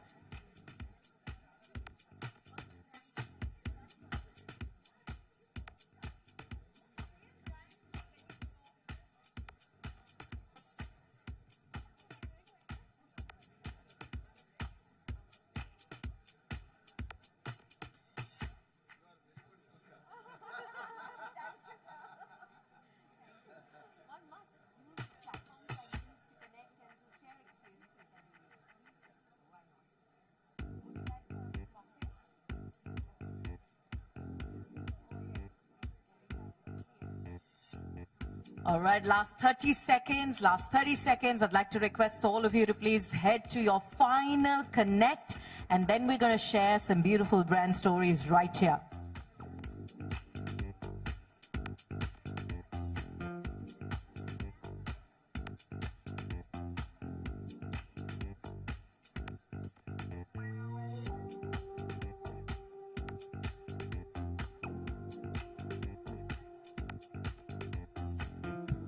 All right, time's up. May I please request all of you all to come back to your seats and settle down. We're all set to now share the stories that we just heard. So may I please encourage everyone at the back end, all those of you looking at the bar, there's still a while before we open it, okay? So may I please encourage all of you all to take a seat.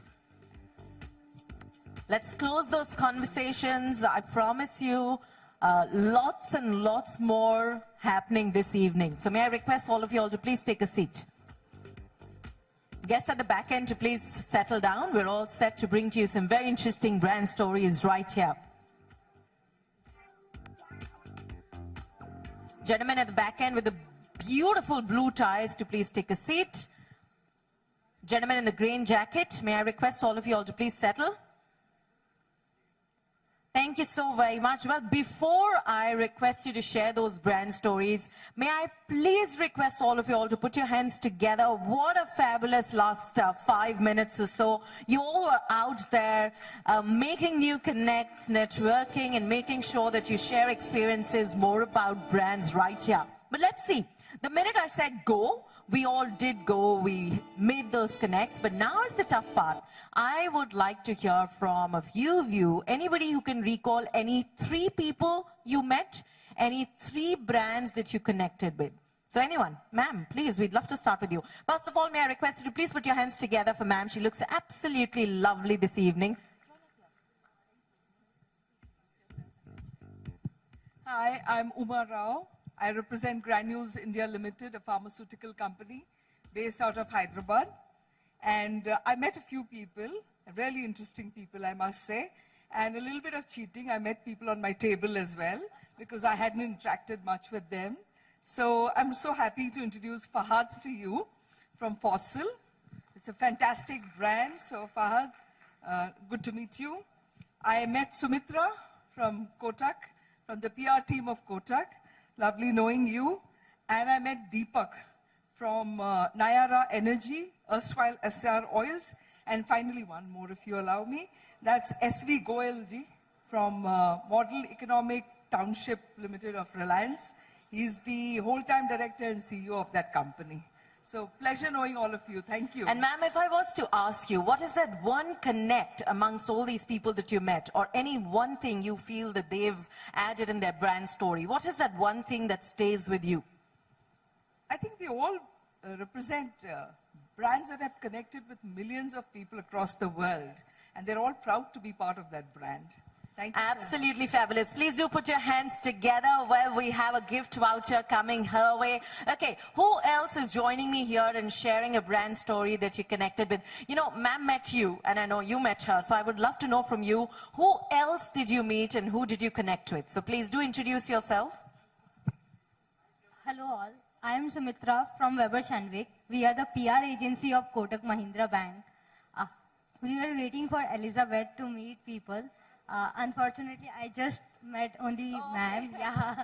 So, well, you have all evening to meet and connect with a lot many more. Yeah. Thank you so much. Please put your hands together for her. Thank you so much. All right, who else? Do I see all of you all raising your hands? Because rather than me coming to you, okay, wonderful. Can we request for a round of applause for the gentleman right here?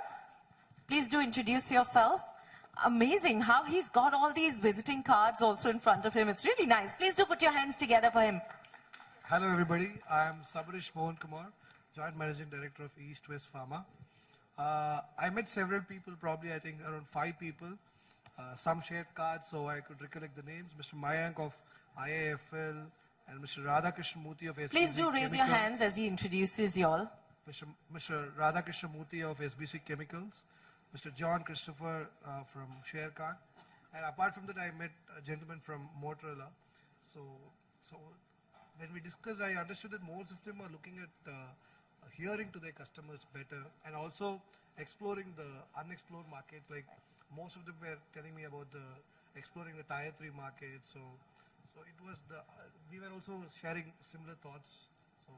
So lots of experience sharing happening here. Thank you so very much. Please do put your hands together for him. That's my second gift voucher going out. I have a gentleman here, and I'd love for you to share the thoughts that you had this evening. Yep. So I'm Piyush here. I'm representing Listerine brand of Johnson & Johnson. I met a couple of people. Sampatji from MSP Steel. He mentioned about how he's trying to make it much more easier for the consumers by bringing products under one umbrella. So that was quite interesting.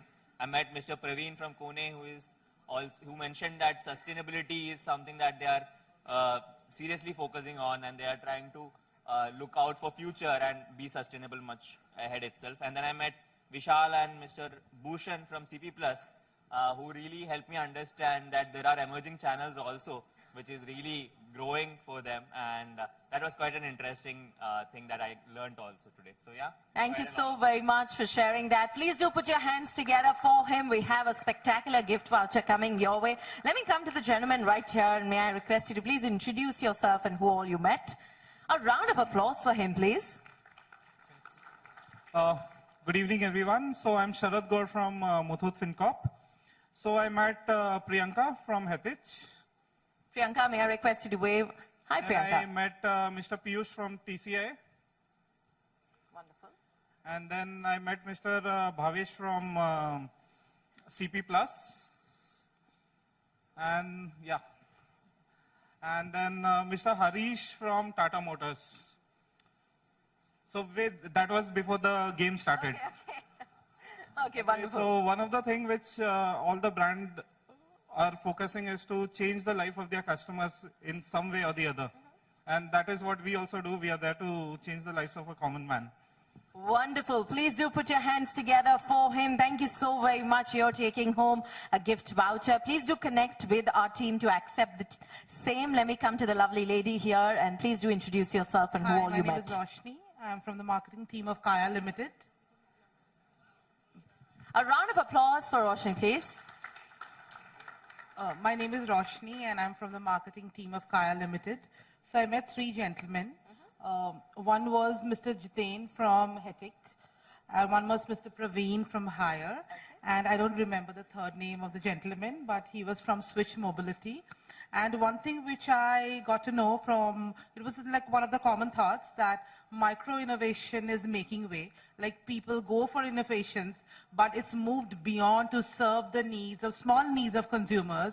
So micro-innovation is making waves and is going to be the big story in the coming years. Wonderful. Please do put your hands together for Roshni. Thank you so very much. Well, I have one final voucher to give away, so I'd like to request for our final volunteer to please raise their hand.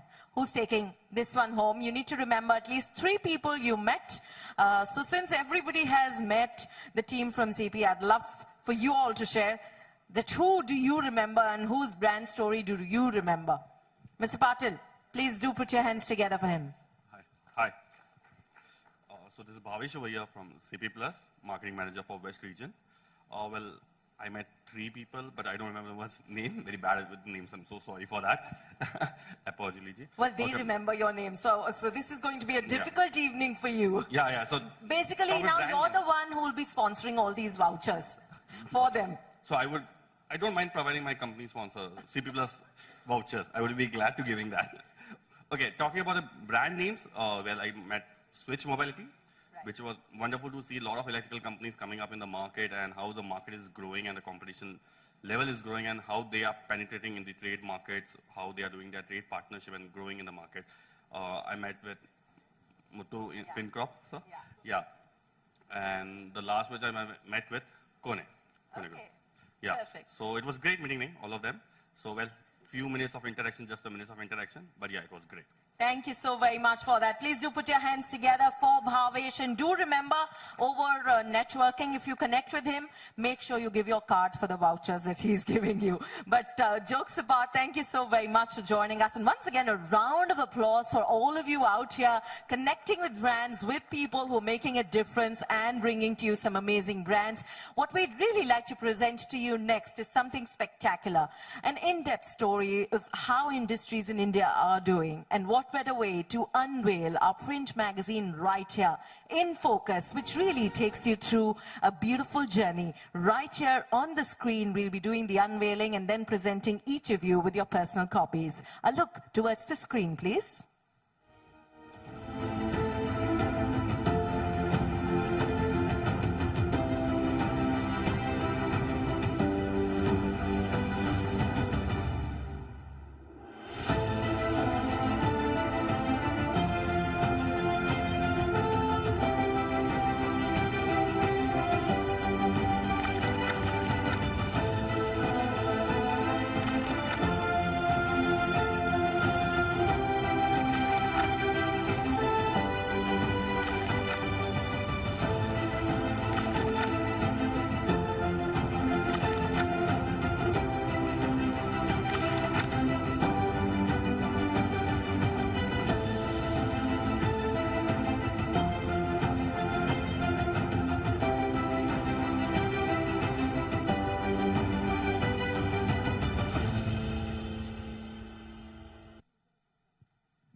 Please do put your hands together as we present to you In Focus.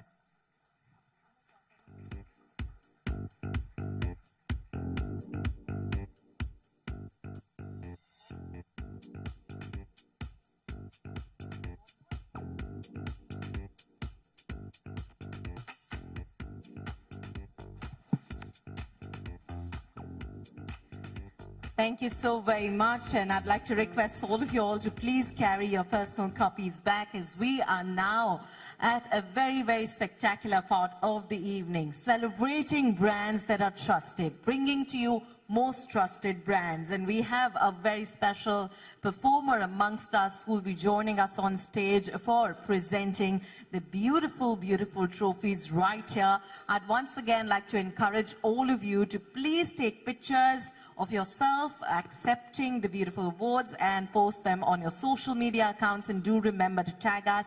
The next couple of minutes, we begin with the felicitation ceremony. So I'd like to request all the brands to please join us with full hearts. And there's one simple rule that we're going to do for this session. May I request for all of you to please raise your right hands up. And if you believe in teamwork, raise your left hand up as well. So both hands up. Right. And if you believe that when you and your team come together, you can create trusted brands, please put them hands together. That's it? That's all the power you have? Come on. That is what most trusted brands of India had the power of doing. And this evening, we bring to you Most Trusted Brands of India 2023. As we present to you our third edition, this really is a way for us to celebrate brands that have made a connect with their audiences, that have a recall value like no other, that really have it in them to celebrate the spectacular lives. This is going to be a special evening for all of us. Our third edition is so very successful because of your presence, our audience. So let me take a moment and get this stage set for our next segment. Please do bear with us for 60 seconds as we get started.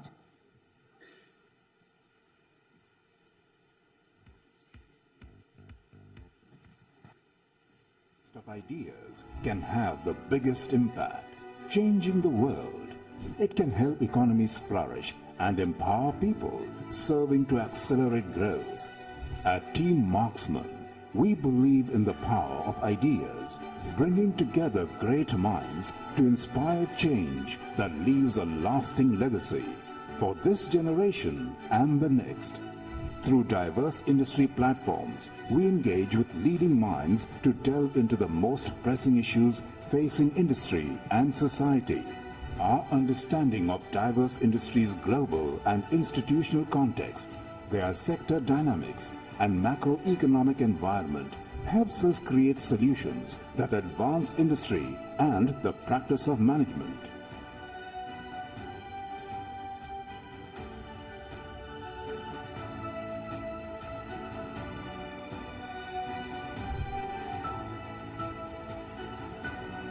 And together, we celebrate those that have made a difference through our signature events that spotlight large-scale successes.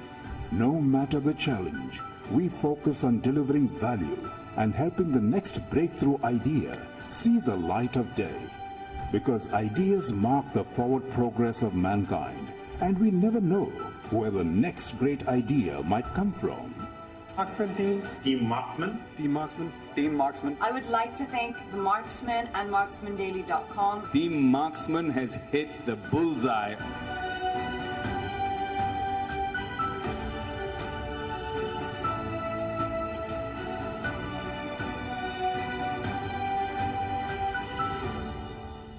Please do put your hands together for Team Marksman that are all set to present you the Most Trusted Brands of India 2023. And to do the honors, may I present to you with the very versatile performer and the very lovely. A round of applause as I welcome Neha Sharma, actor, performer, model, joining us on stage. We've seen her winning hearts in her Bollywood films like Crook, Tum Bin 2, Yamla Pagla Divana 2, and Kya Super Cool Hai Hum. May I request all of you to please put your hands together for the social media sensation joining us on stage. A round of applause as I present you the very lovely Neha right here on stage. Let's hear it up, please. Thank you, Neha. First of all, I must compliment how lovely you look this evening. And right here, we are about to present the beautiful trophies and to felicitate brands that are most trusted. So as we kickstart, I'd like to ask you one quick question, which is, what do you think is something that gains brands' trust to their consumers? I think that's the thing with consumers. I mean, we know what's a good brand, what's not a good brand, and I think the repeat value, something that you love, you keep going back to it.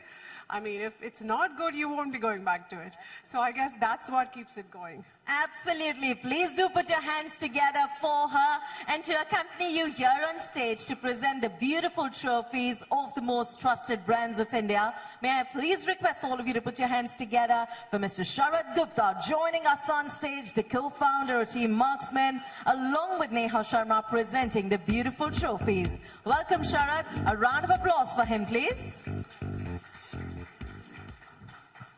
And as we get set to bring to you brands in the alphabetical order, like we said, one simple rule: each time a brand joins us here on stage, it's your applauses that keep them going. So may I request all of you to please put your hands together for Marksman Daily Most Trusted Brands of India 2023. Let's hear it up for AkzoNobel India. Dulux Paints joining us here on stage.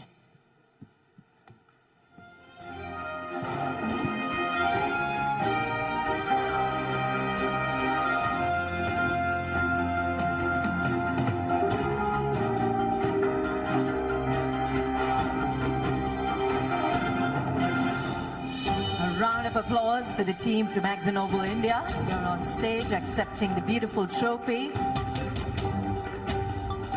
Taking the Walk of Fame up next is Granules India Limited, and we have ma'am joining us to accept the beautiful trophy. Please do put your hands together for her.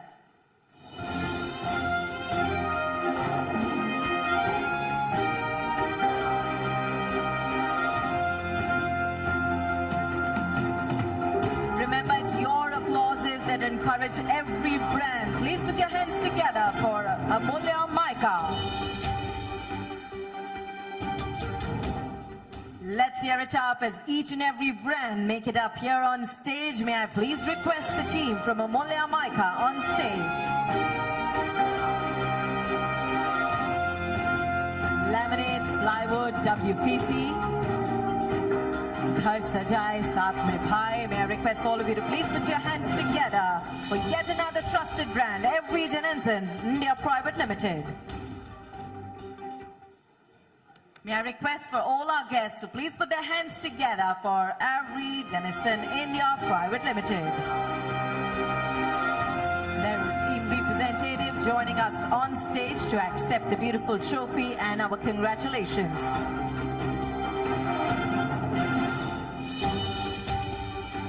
May I request our audience to please put their hands together for Birla HIL Pipes. The wonderful team from Birla HIL Pipes joining us here on stage. I do like to request all of you all to please take pictures, post them online, and do remember to tag us using our hashtag trusted brands, and also please do tag Marksman Daily. Many, many congratulations, felicitating brands that are most trusted. Let's hear it up for Clear. May I please welcome the team from Clear to join us on stage and accept the beautiful trophy and our congratulations.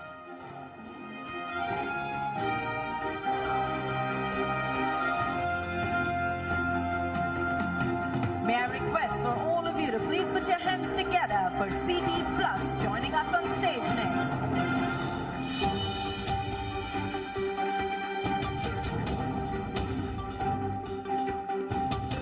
A round of applause for the team from CB Plus to please join us on stage and accept our congratulations.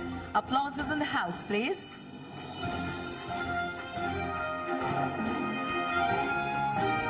And as they accept the beautiful trophy, may I please present to you Dr. Ortho.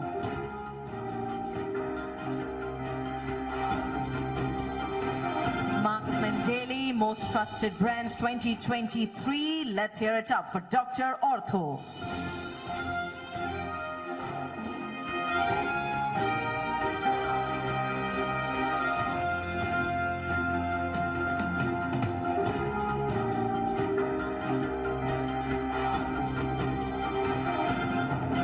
Wishes and more to every brand who makes it up here.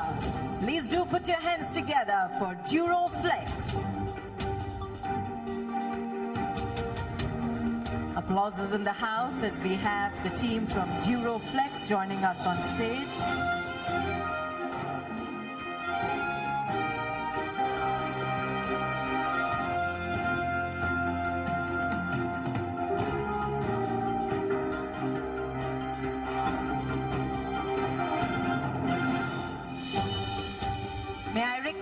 you to please put your hands together for East West Pharma. Up next.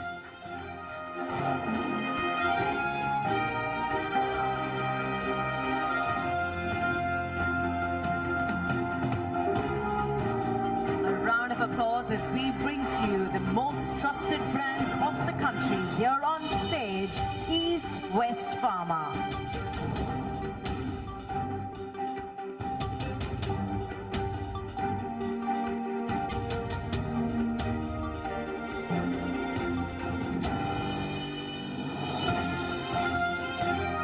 May I please request all of you to put your hands together as I welcome Inama here on stage.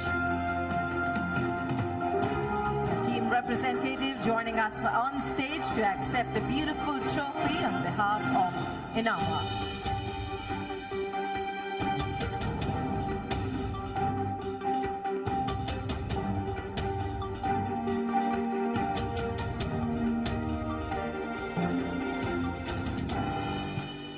May I please request all of you all to put your hands together for EQ India.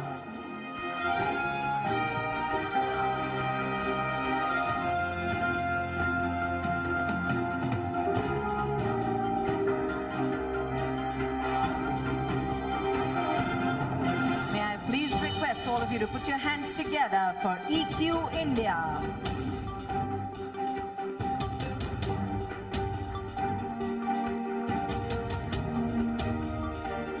As you can see that we have a quote on their acceptance of the absolutely beautiful trophy and acknowledgement. I'd love for the team to please join us on stage and accept the trophy on their behalf.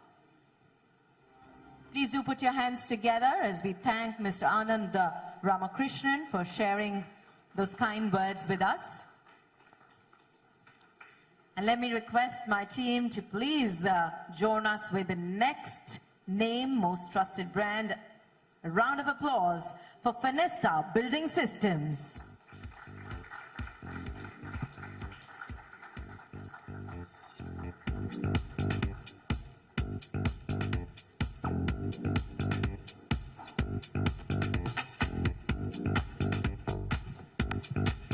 Let's hear it up as we welcome the team from Fenesta here on stage. Fenesta, better by design, India's #1 windows and doors brand.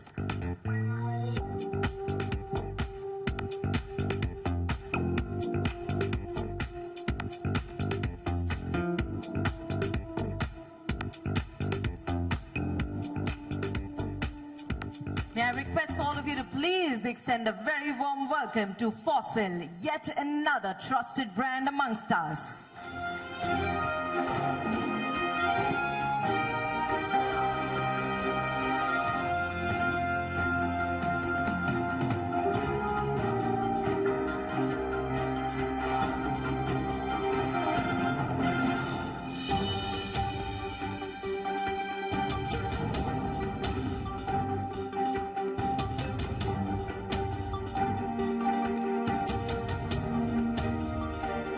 Many best wishes to Team Fossil. May I now request all of you to please put your hands together for Gemini Oil.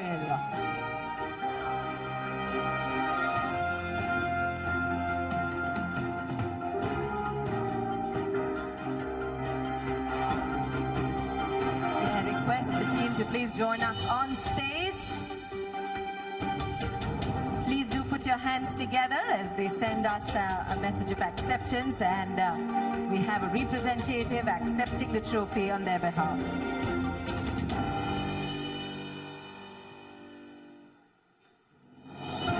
Congratulations in order for Great White Electricals. Welcoming the team from Great White Electricals, Home Electricals on stage to accept the beautiful trophy of Marksman Most Trusted Brands 2023, our 3rd edition. May I request our audience to please put their hands together.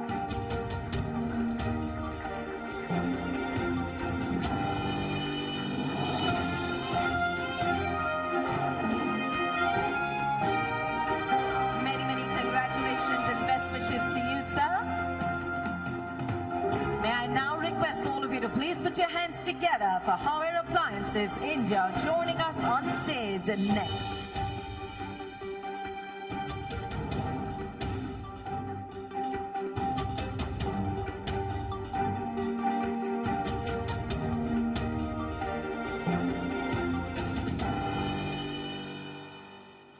Let's hear it up for Sir as he joins us on stage, and we congratulate him.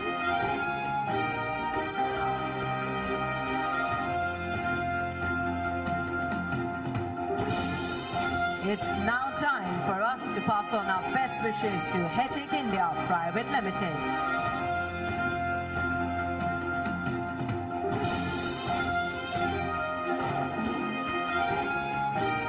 Congratulations in order as he joins us on stage along with his team member.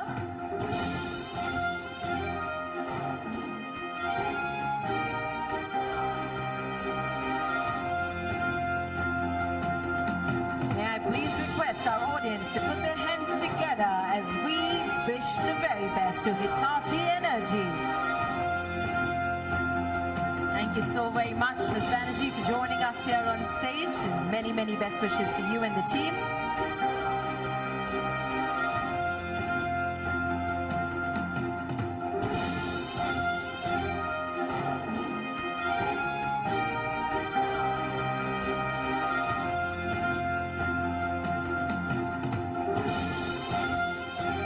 And as we move on and congratulate many other brands who will be felicitated on stage to accompany our presenters, may I please present to you none other than Josie Paul, Chairman and Chief Creative Officer, BBDO India. A round of applause for the man who actually thought of an idea from the backseat of his car way back in 2008, where he pioneered the ideas of brand movements with the belief that India needs more acts, not ads. Thank you so very much, Ms. Paul, for joining us here.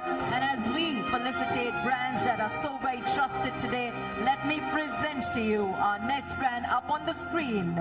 Let's have our next brand up on the screen as I request for all of you to please put your hands together for IIFL Finance.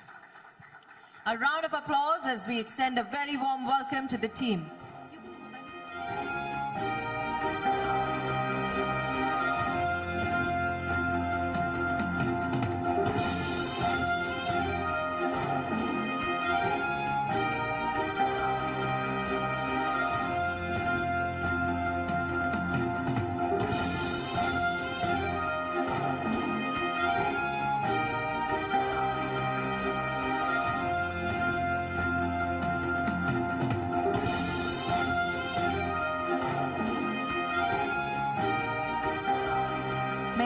Request all of you to extend a very warm welcome to Indian Bank, joining us as being the most trusted brand of India.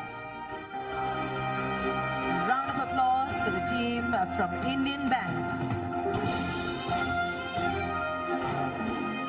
May I please request all of you to please put your hands together and extend a very warm welcome to Interpol Poonawalla. May I request the team to please join us on stage.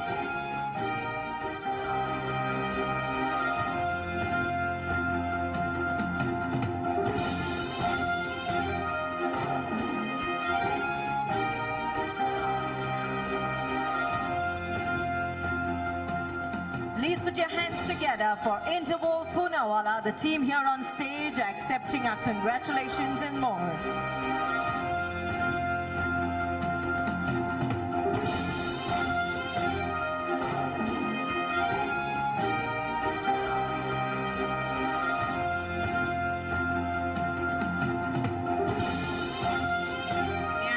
Request all of you to extend a very warm welcome to Kaya Limited. A round of applause as we bring to you most trusted brands of India, Kaya Limited.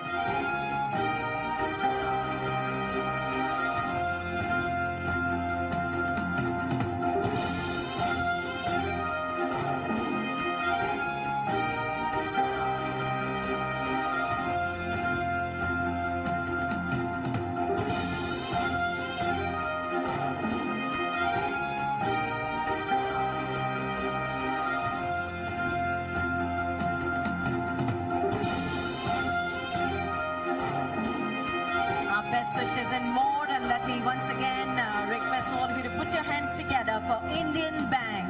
May I please request the team to join us on stage and accept our congratulations.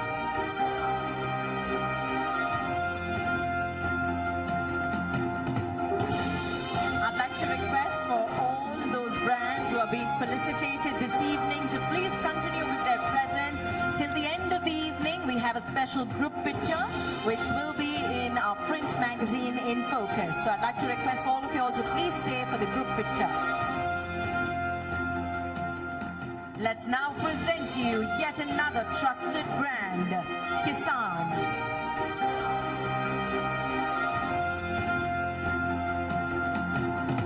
A round of applause as we pass on our best wishes to India's most trusted brand, Kisan.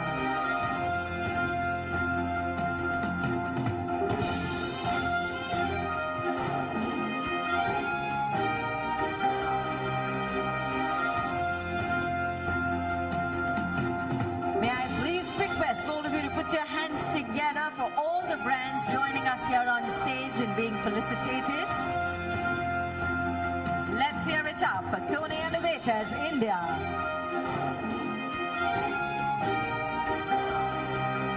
May I request all of you to please put your hands together as the team steps forward and accepts the beautiful trophy.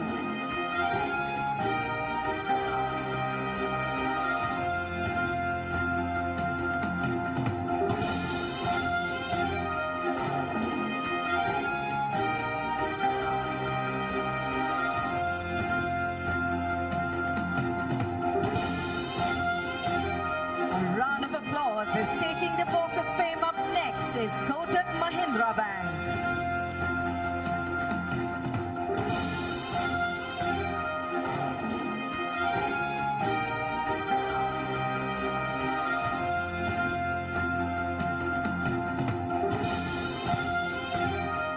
Congratulations in order as Elizabeth accepts the beautiful trophy. Many, many congratulations to the entire team. May I now request all of you to please put your hands together and appreciate the presence of Listerine up next on stage.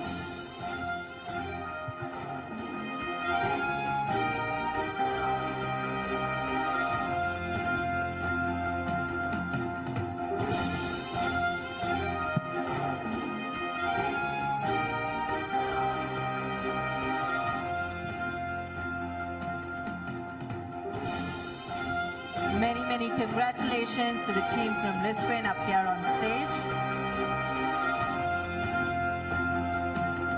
We'd now like to pass on our best wishes and wish Lux Cozy.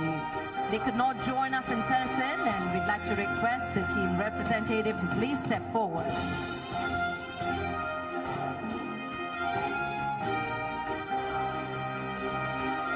May I request for all of you to please put your hands together for Lux Cozy.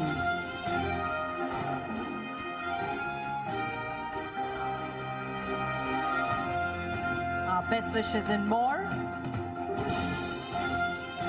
A round of applause as we present you Macmillan Education India.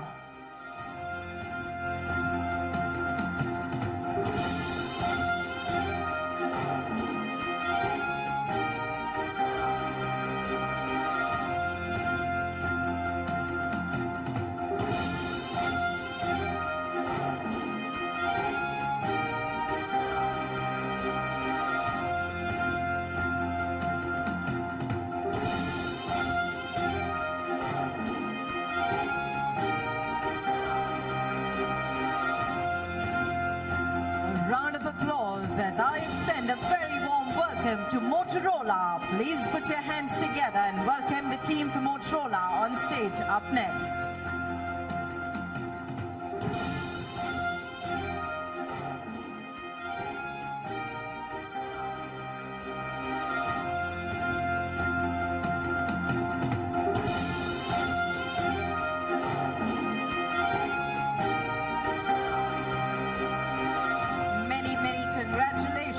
To MSP Steel. May I request all of you to please put your hands together for MSP Steel joining us on stage to accept the beautiful trophy.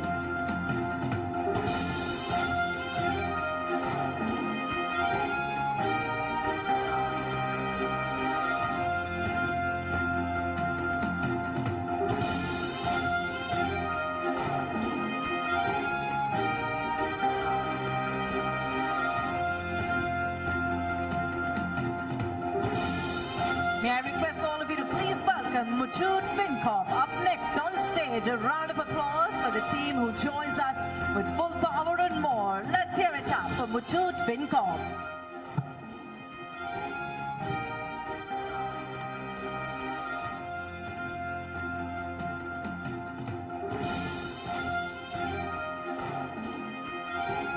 Please do put your hands together for Muthoot FinCorp.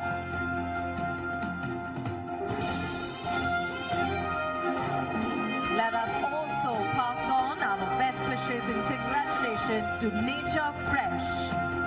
The team from Nature Fresh is not with us in person, but we pass on our best wishes and congratulations to Nature Fresh. May I please request all of you to put your hands together and welcome Naraya Energy. A round of applause for yet another trusted brand, Naraya Energy's team joining us on stage.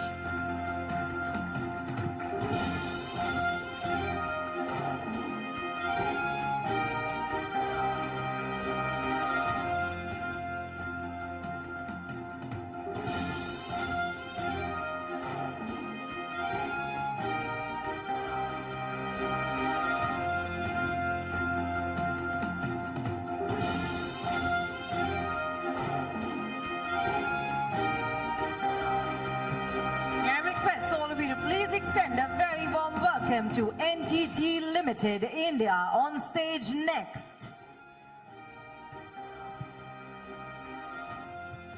It's the audience's applauses that encourage every brand. So may I request all of you to please put your hands together for NTT Limited India.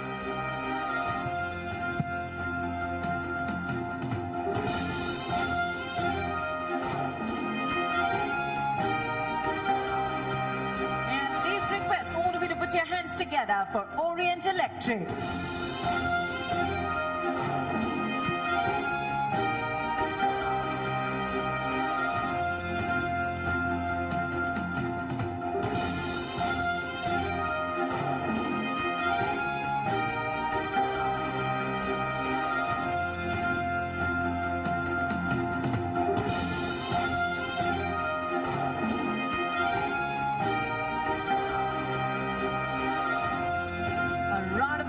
As we congratulate Aura Fine Jewelry. A round of applause as we welcome the entire team from Aura joining us on stage.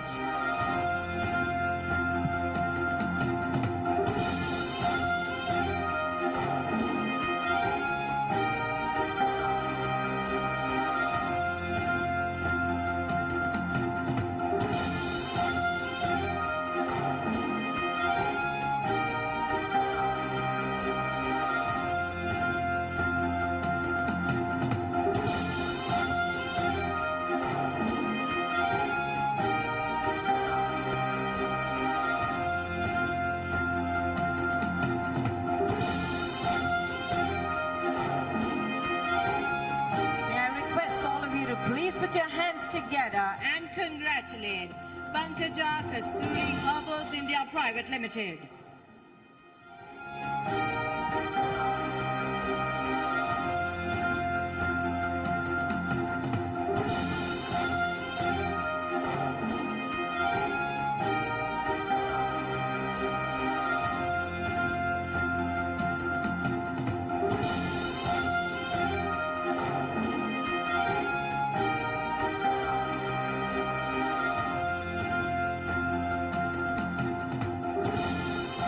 A round of applause as we congratulate Parexel. Please welcome the team on stage.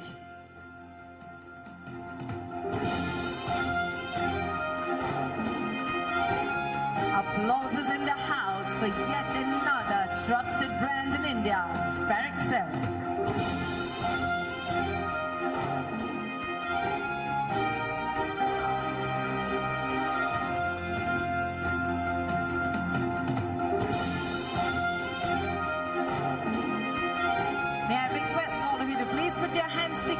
for Pet Safa.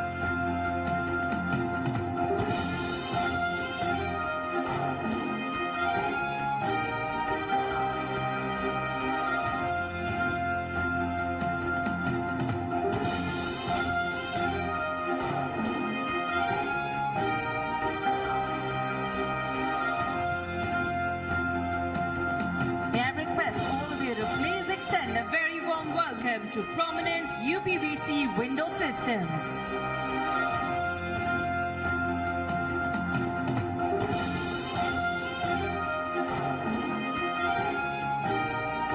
May I request the team to join us on stage? Well, in that case, may I request all of you to please welcome the team from Reliance Digital. A round of applause for Reliance Digital.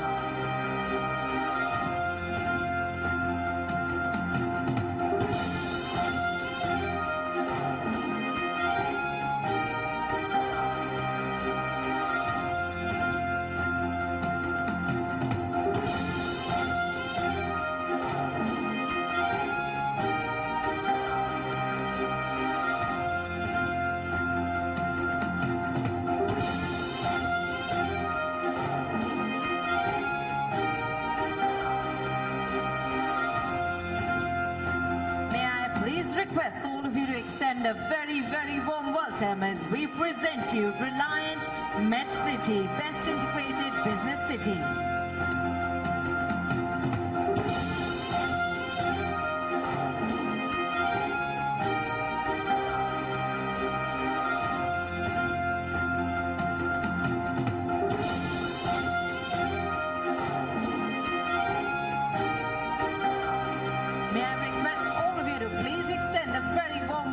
To Renac India Limited. I'd like to request all our guests to please stay around. We have a very, very interesting session lined up with none other than Josie Paul right after this.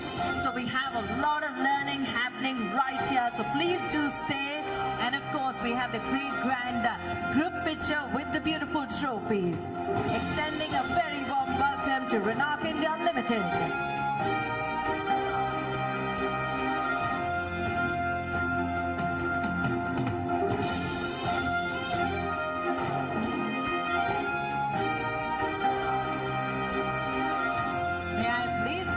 The team from Roop Mantra.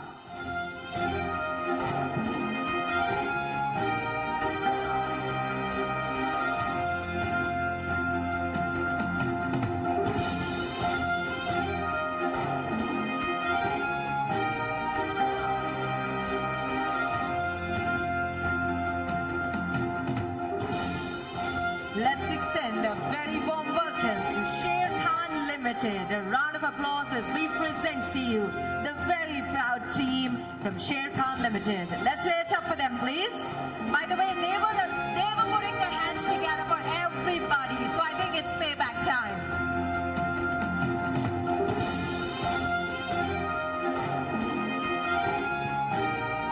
I'd like to request all our guests to please stick around. We have a very interesting session lined up with Mr. Josie Paul right after the felicitation ceremony.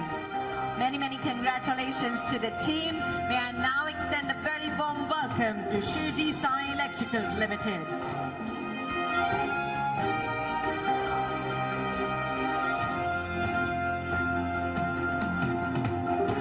Thank you so very much for joining us, and let's hear it up for Shirdi Sai Electricals Limited on stage.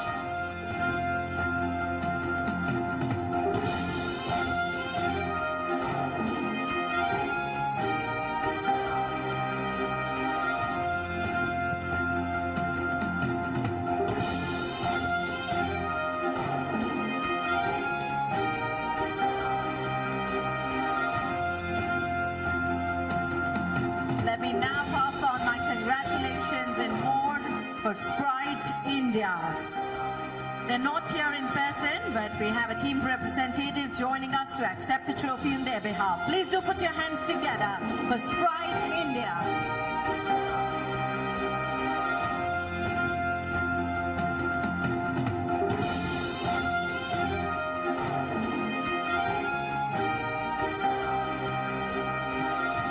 Let me now welcome Shri Ballaha Chemicals. A round of applause. as we bring to you India's most trusted brands up here on stage.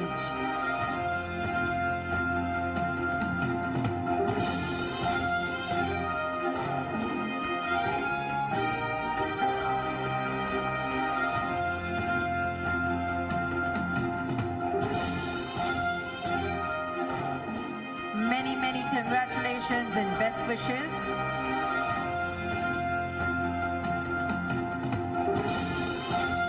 Let's hear it up for Switch Mobility up next.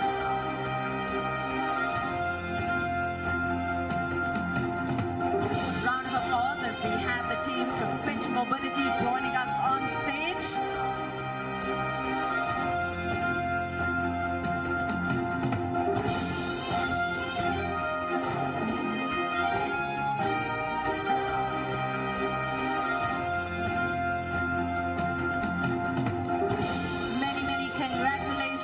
And I'd like to request all of you to please put your hands together for Taj Mahal.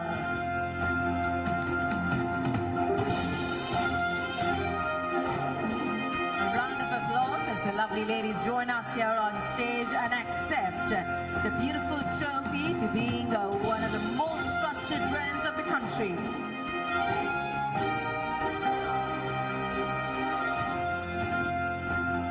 Wishing them the very best. May I now request all of you to please put your hands together for yet another trusted brand. You heard a case study on them. They're here to win hearts. Tata Motors.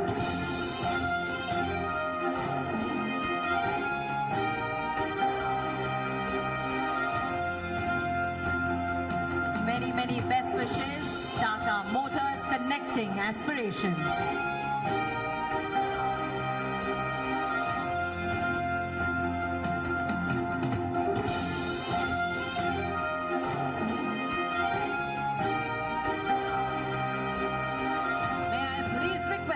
Put your hands together for Tata Shakti.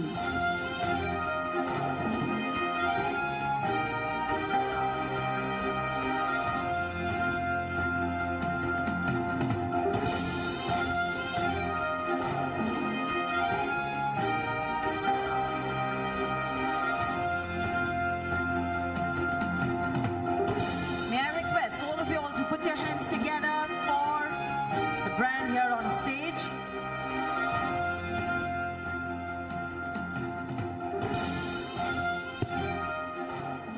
Please welcome the team from Tata Steel. A round of applause for them as we congratulate them. May I now extend a very warm welcome to TCI Express.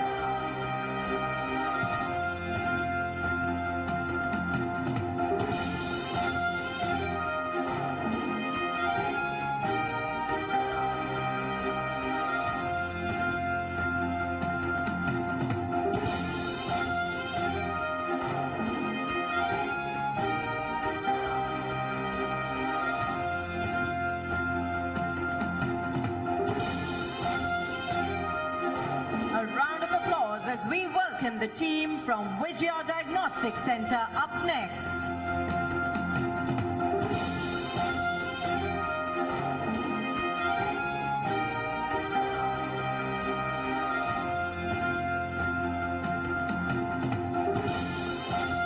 May I request all of you to please put your hands together as we present you Vijaya Diagnostic Center.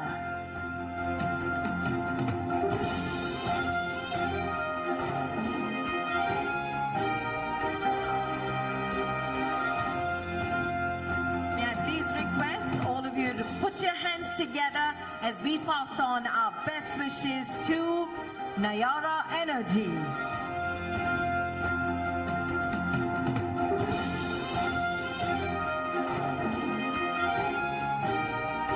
Well, as I request all of you all to please continue with your presence and wish all of you the very best. Please do stick around for a group picture that we're going to have after our next session.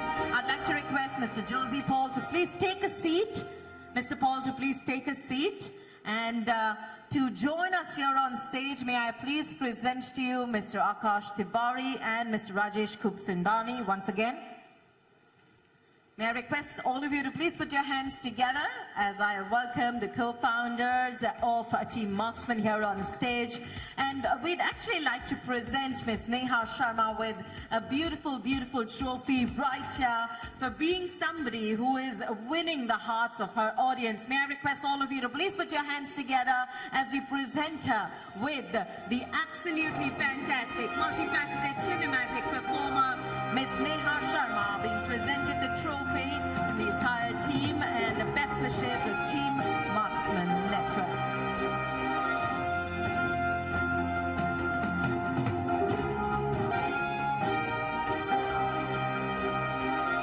Thank you so very much for joining us. You've been very, very kind. May I request all of you to please put your hands together for Neha yet again. Of course, very soon we're going to have a group picture with all the winners and the beautiful trophies. But before that, may I present to you one person who really has changed the way markets work. For him, it is all about acts, not ads, that make it work. May I request all of you to please put your hands together for Mr. Josie Paul here on stage to share the success mantras and the secrets to creating brands. Please put your hands together for him.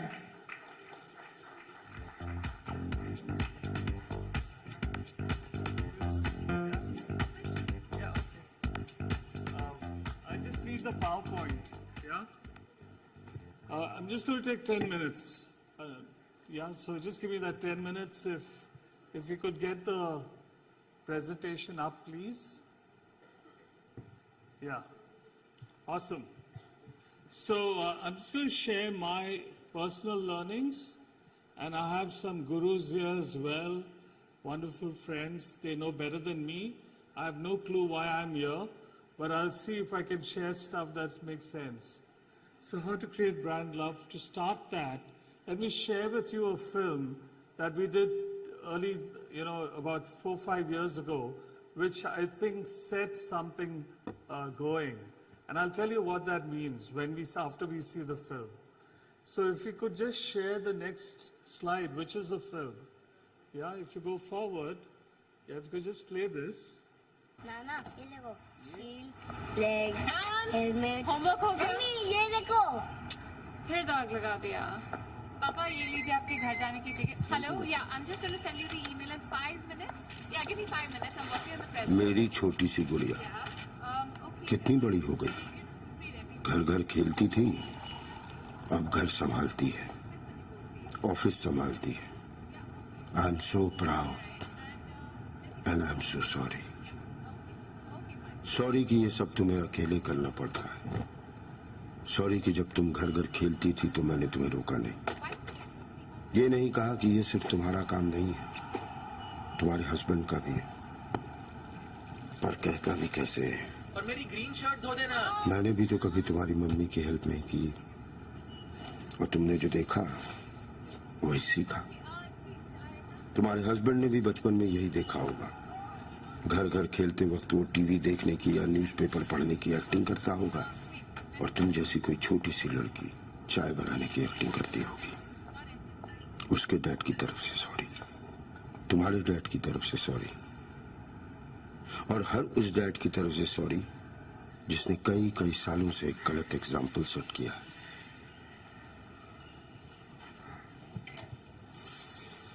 पर अभी भी देर नहीं हुई. इस sorry के साथ मैं अपनी तरफ से एक छोटी सी कोशिश करूंगा कि घर के काम में मम्मी की हेल्प करूं. किचन का किंग ना बन पाऊं तो कम से कम लॉन्ड्री में तो हाथ बटाऊं. इतने साल एक गलत एग्जाम्पल सेट किया है, अब कुछ सही कर जाऊं. तुम्हारा पापा.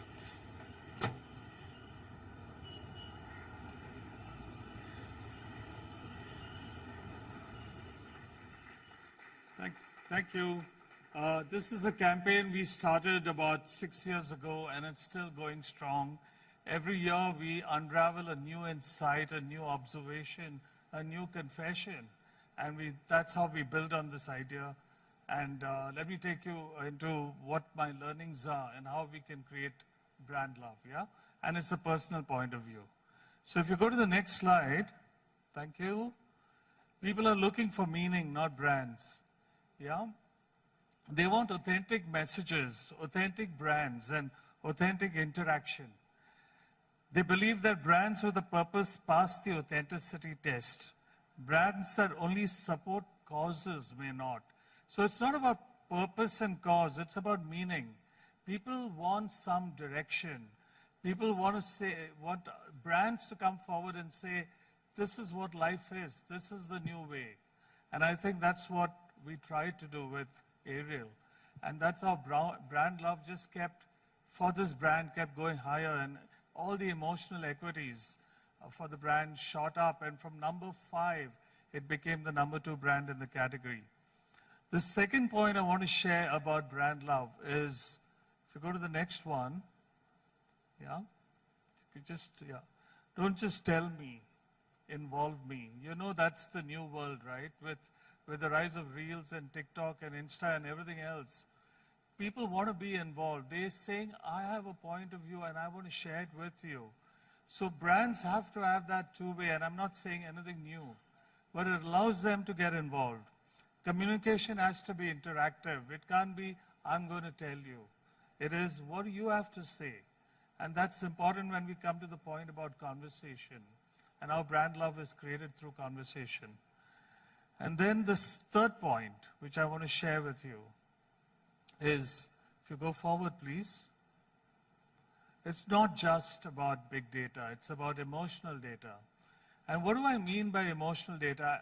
You know, today we speak a lot about insights, but for me, that's okay.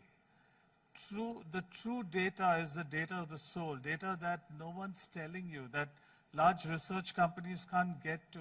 I call it confession, not insights, but confession. The truth is, when you go to the absolute bottom of the ocean of human feelings, we are all the same. And that's what we try to do when we do work like the one you've seen. I'll give you an example. We were doing some work for this brand, eBay. eBay is an e-commerce brand. And they came to us and said, find us our purpose. And we said, you are an e-commerce brand.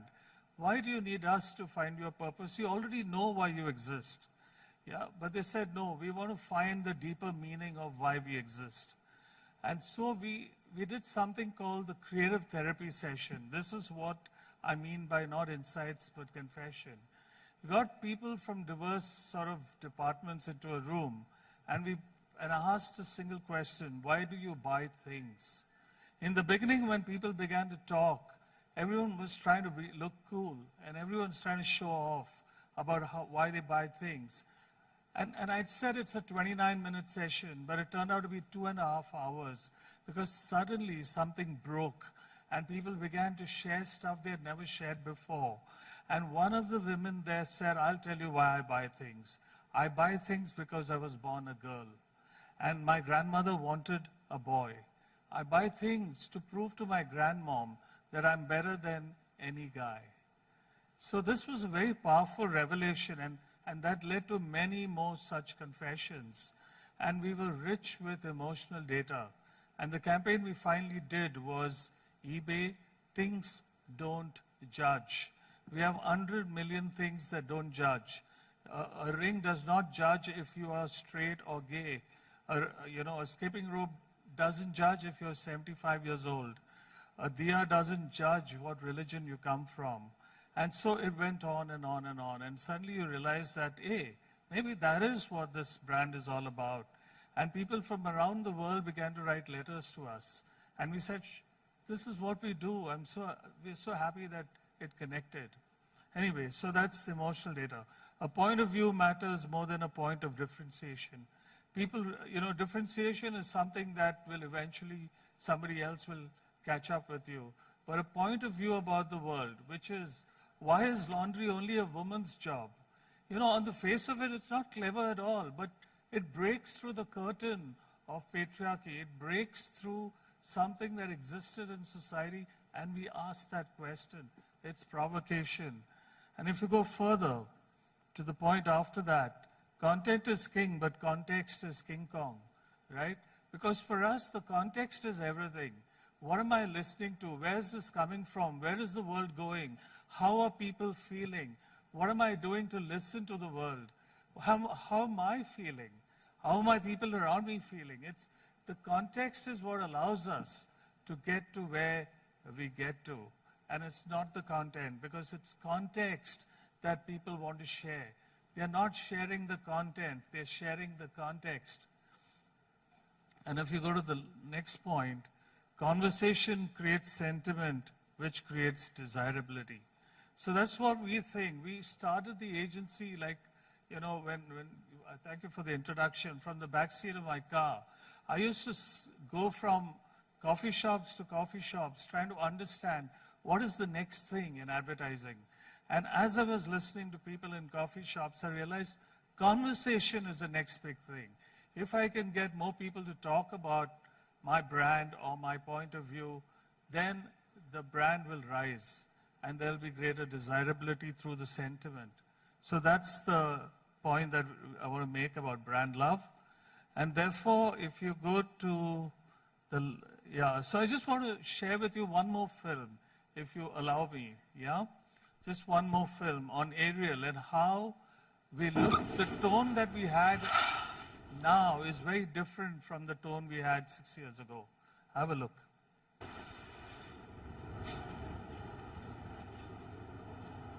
What's wrong?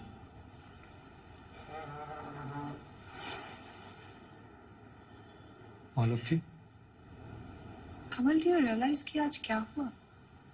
आज मेरे पास सिर और अमन के घर जाने का बिल्कुल time नहीं था। हाँ, मैं बस 5 मिनट में मेल भेज रही हूँ। मैं घर पहुंच ही रही हूँ। हाँ, बिल्कुल हो जाएगा। नए लोग हैं, मिल लेते हैं ना। I had so much to do. मैंने तुम्हें कहा भी, पर just acted like my time didn't matter. Hi, I'm Kamal. My wife Seema. हम लोग ऊपर रहते हैं। I'm Sid. I'm Aman. Hi. अंदर आइए ना। हम बस नाश्ते की तैयारी करते हैं। Please have some. Aman first class poha बनाता है। अंदर आइए ना। Come. Yeah. Please, this way. चाय लेंगे या कॉफी? चाय? चाय.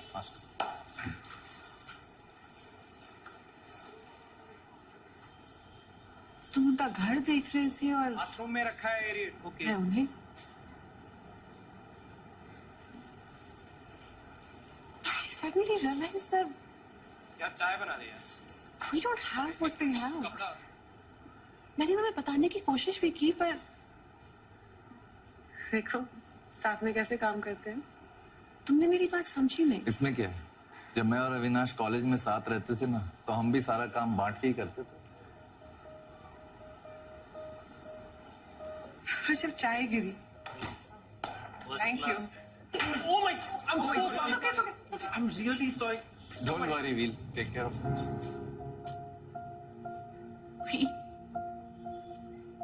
सिर्फ मुझे ही सब कुछ करना पड़ता है। I've been thinking कि अगर सिर और अमन एक साथ काम कर सकते हैं, तुम अविनाश के साथ एक साथ काम बांट के करते थे, तो मेरे साथ क्यों नहीं? मतलब तुमने मुझे अपने बराबर समझा नहीं ना? You ever see me as your equal?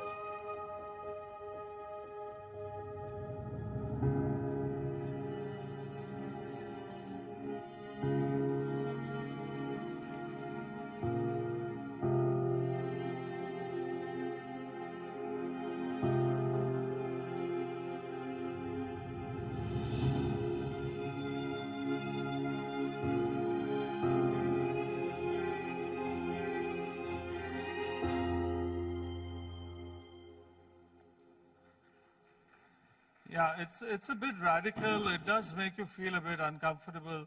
But that was the mood that we sensed, this radical impatience among women. And we said we've got to sort of, spread that and allow people to feel it. So that's really how you see the change in tone from the first film of the dad who apologizes to the lady of the house who takes a very strong stand.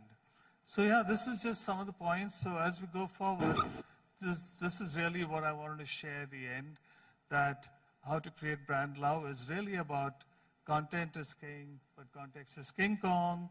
It's not just about big data, it's about emotional data. People are looking for meaning, not brands. Don't just tell me, involve me. People want to be a part of something bigger. A point of view matters more than a point of differentiation, and conversation creates sentiment, which creates desirability. And that's what we believe in. I'm not asking anyone else to believe in it, but this is just our point of view, and it seems to have worked. So thank you so much. Yeah, thanks for waiting.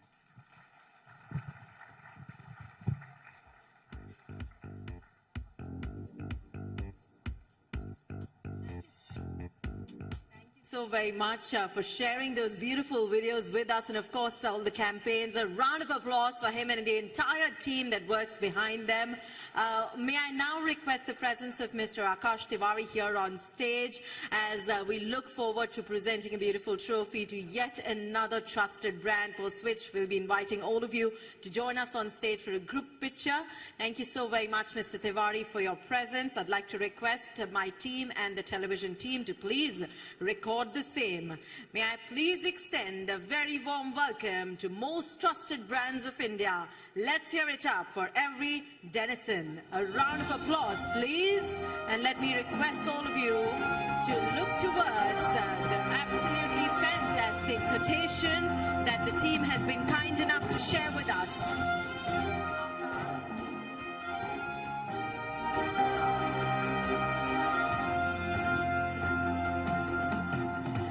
Let us put our hands together.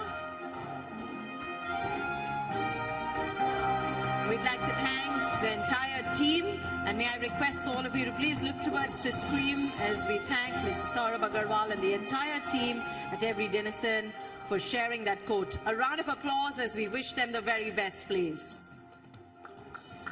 Thank you so very much, ma'am, for joining us on behalf of the team. And now we'd like to take a moment, and may I please request Mr. Tiwari to present with a token of our appreciation to Mr. Josie Paul. It has been such a pleasure to have you here with us, sir. A round of applause as we thank him. Right after this picture, I'd love for all of you to please join us on stage. Do remember to carry your trophies because we'd love to have you here for a group picture, post which we'll all join for cocktails and dinner. May I request you all to please extend a very warm welcome to everybody who's been felicitated as being the most trusted brand of India. Please do join us on stage for a group picture. Do remember to carry a trophy and do share a lot more messages using our hashtag trusted brands. Do remember to tag us. May I once again thank all our partners, our supporters for their trust in us. May I also thank the entire team Marksmen for their presence in organizing the third edition. A very warm welcome to everybody who's been felicitated. Please do join us on stage with the trophies for a group picture.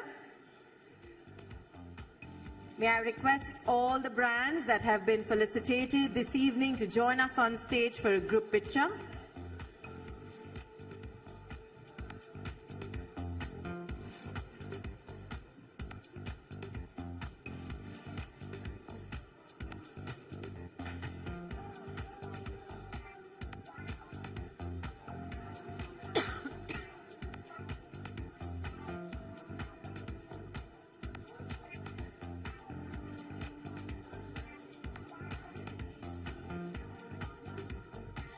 I'd like to request all the brands to please make sure that they are all visible in frame, and some of you can be on the stairs. I'm sure our photographers will be more than happy to guide you on the same. Let me once again take a moment and thank all of you all for being present. I'd like to request all those of you who won the vouchers to please connect with our teams, and they'll be handing over your gift vouchers to you. Thank you so very much for being so very participative. We've had a pleasure hosting you. On behalf of Team Marksmen, this is Isha Bhalla signing off. Thank you for joining us.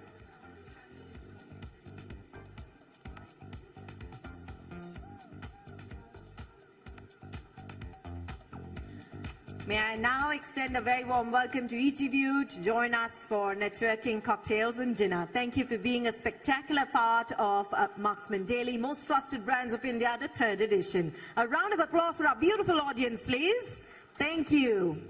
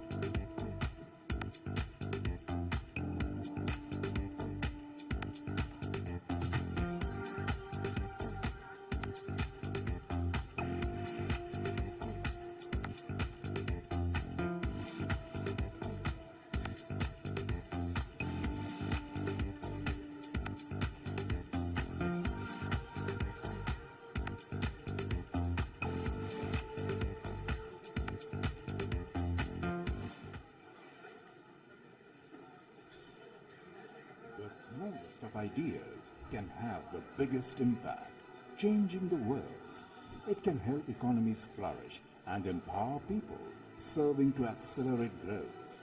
At Team Marksman, we believe in the power of ideas, bringing together great minds to inspire.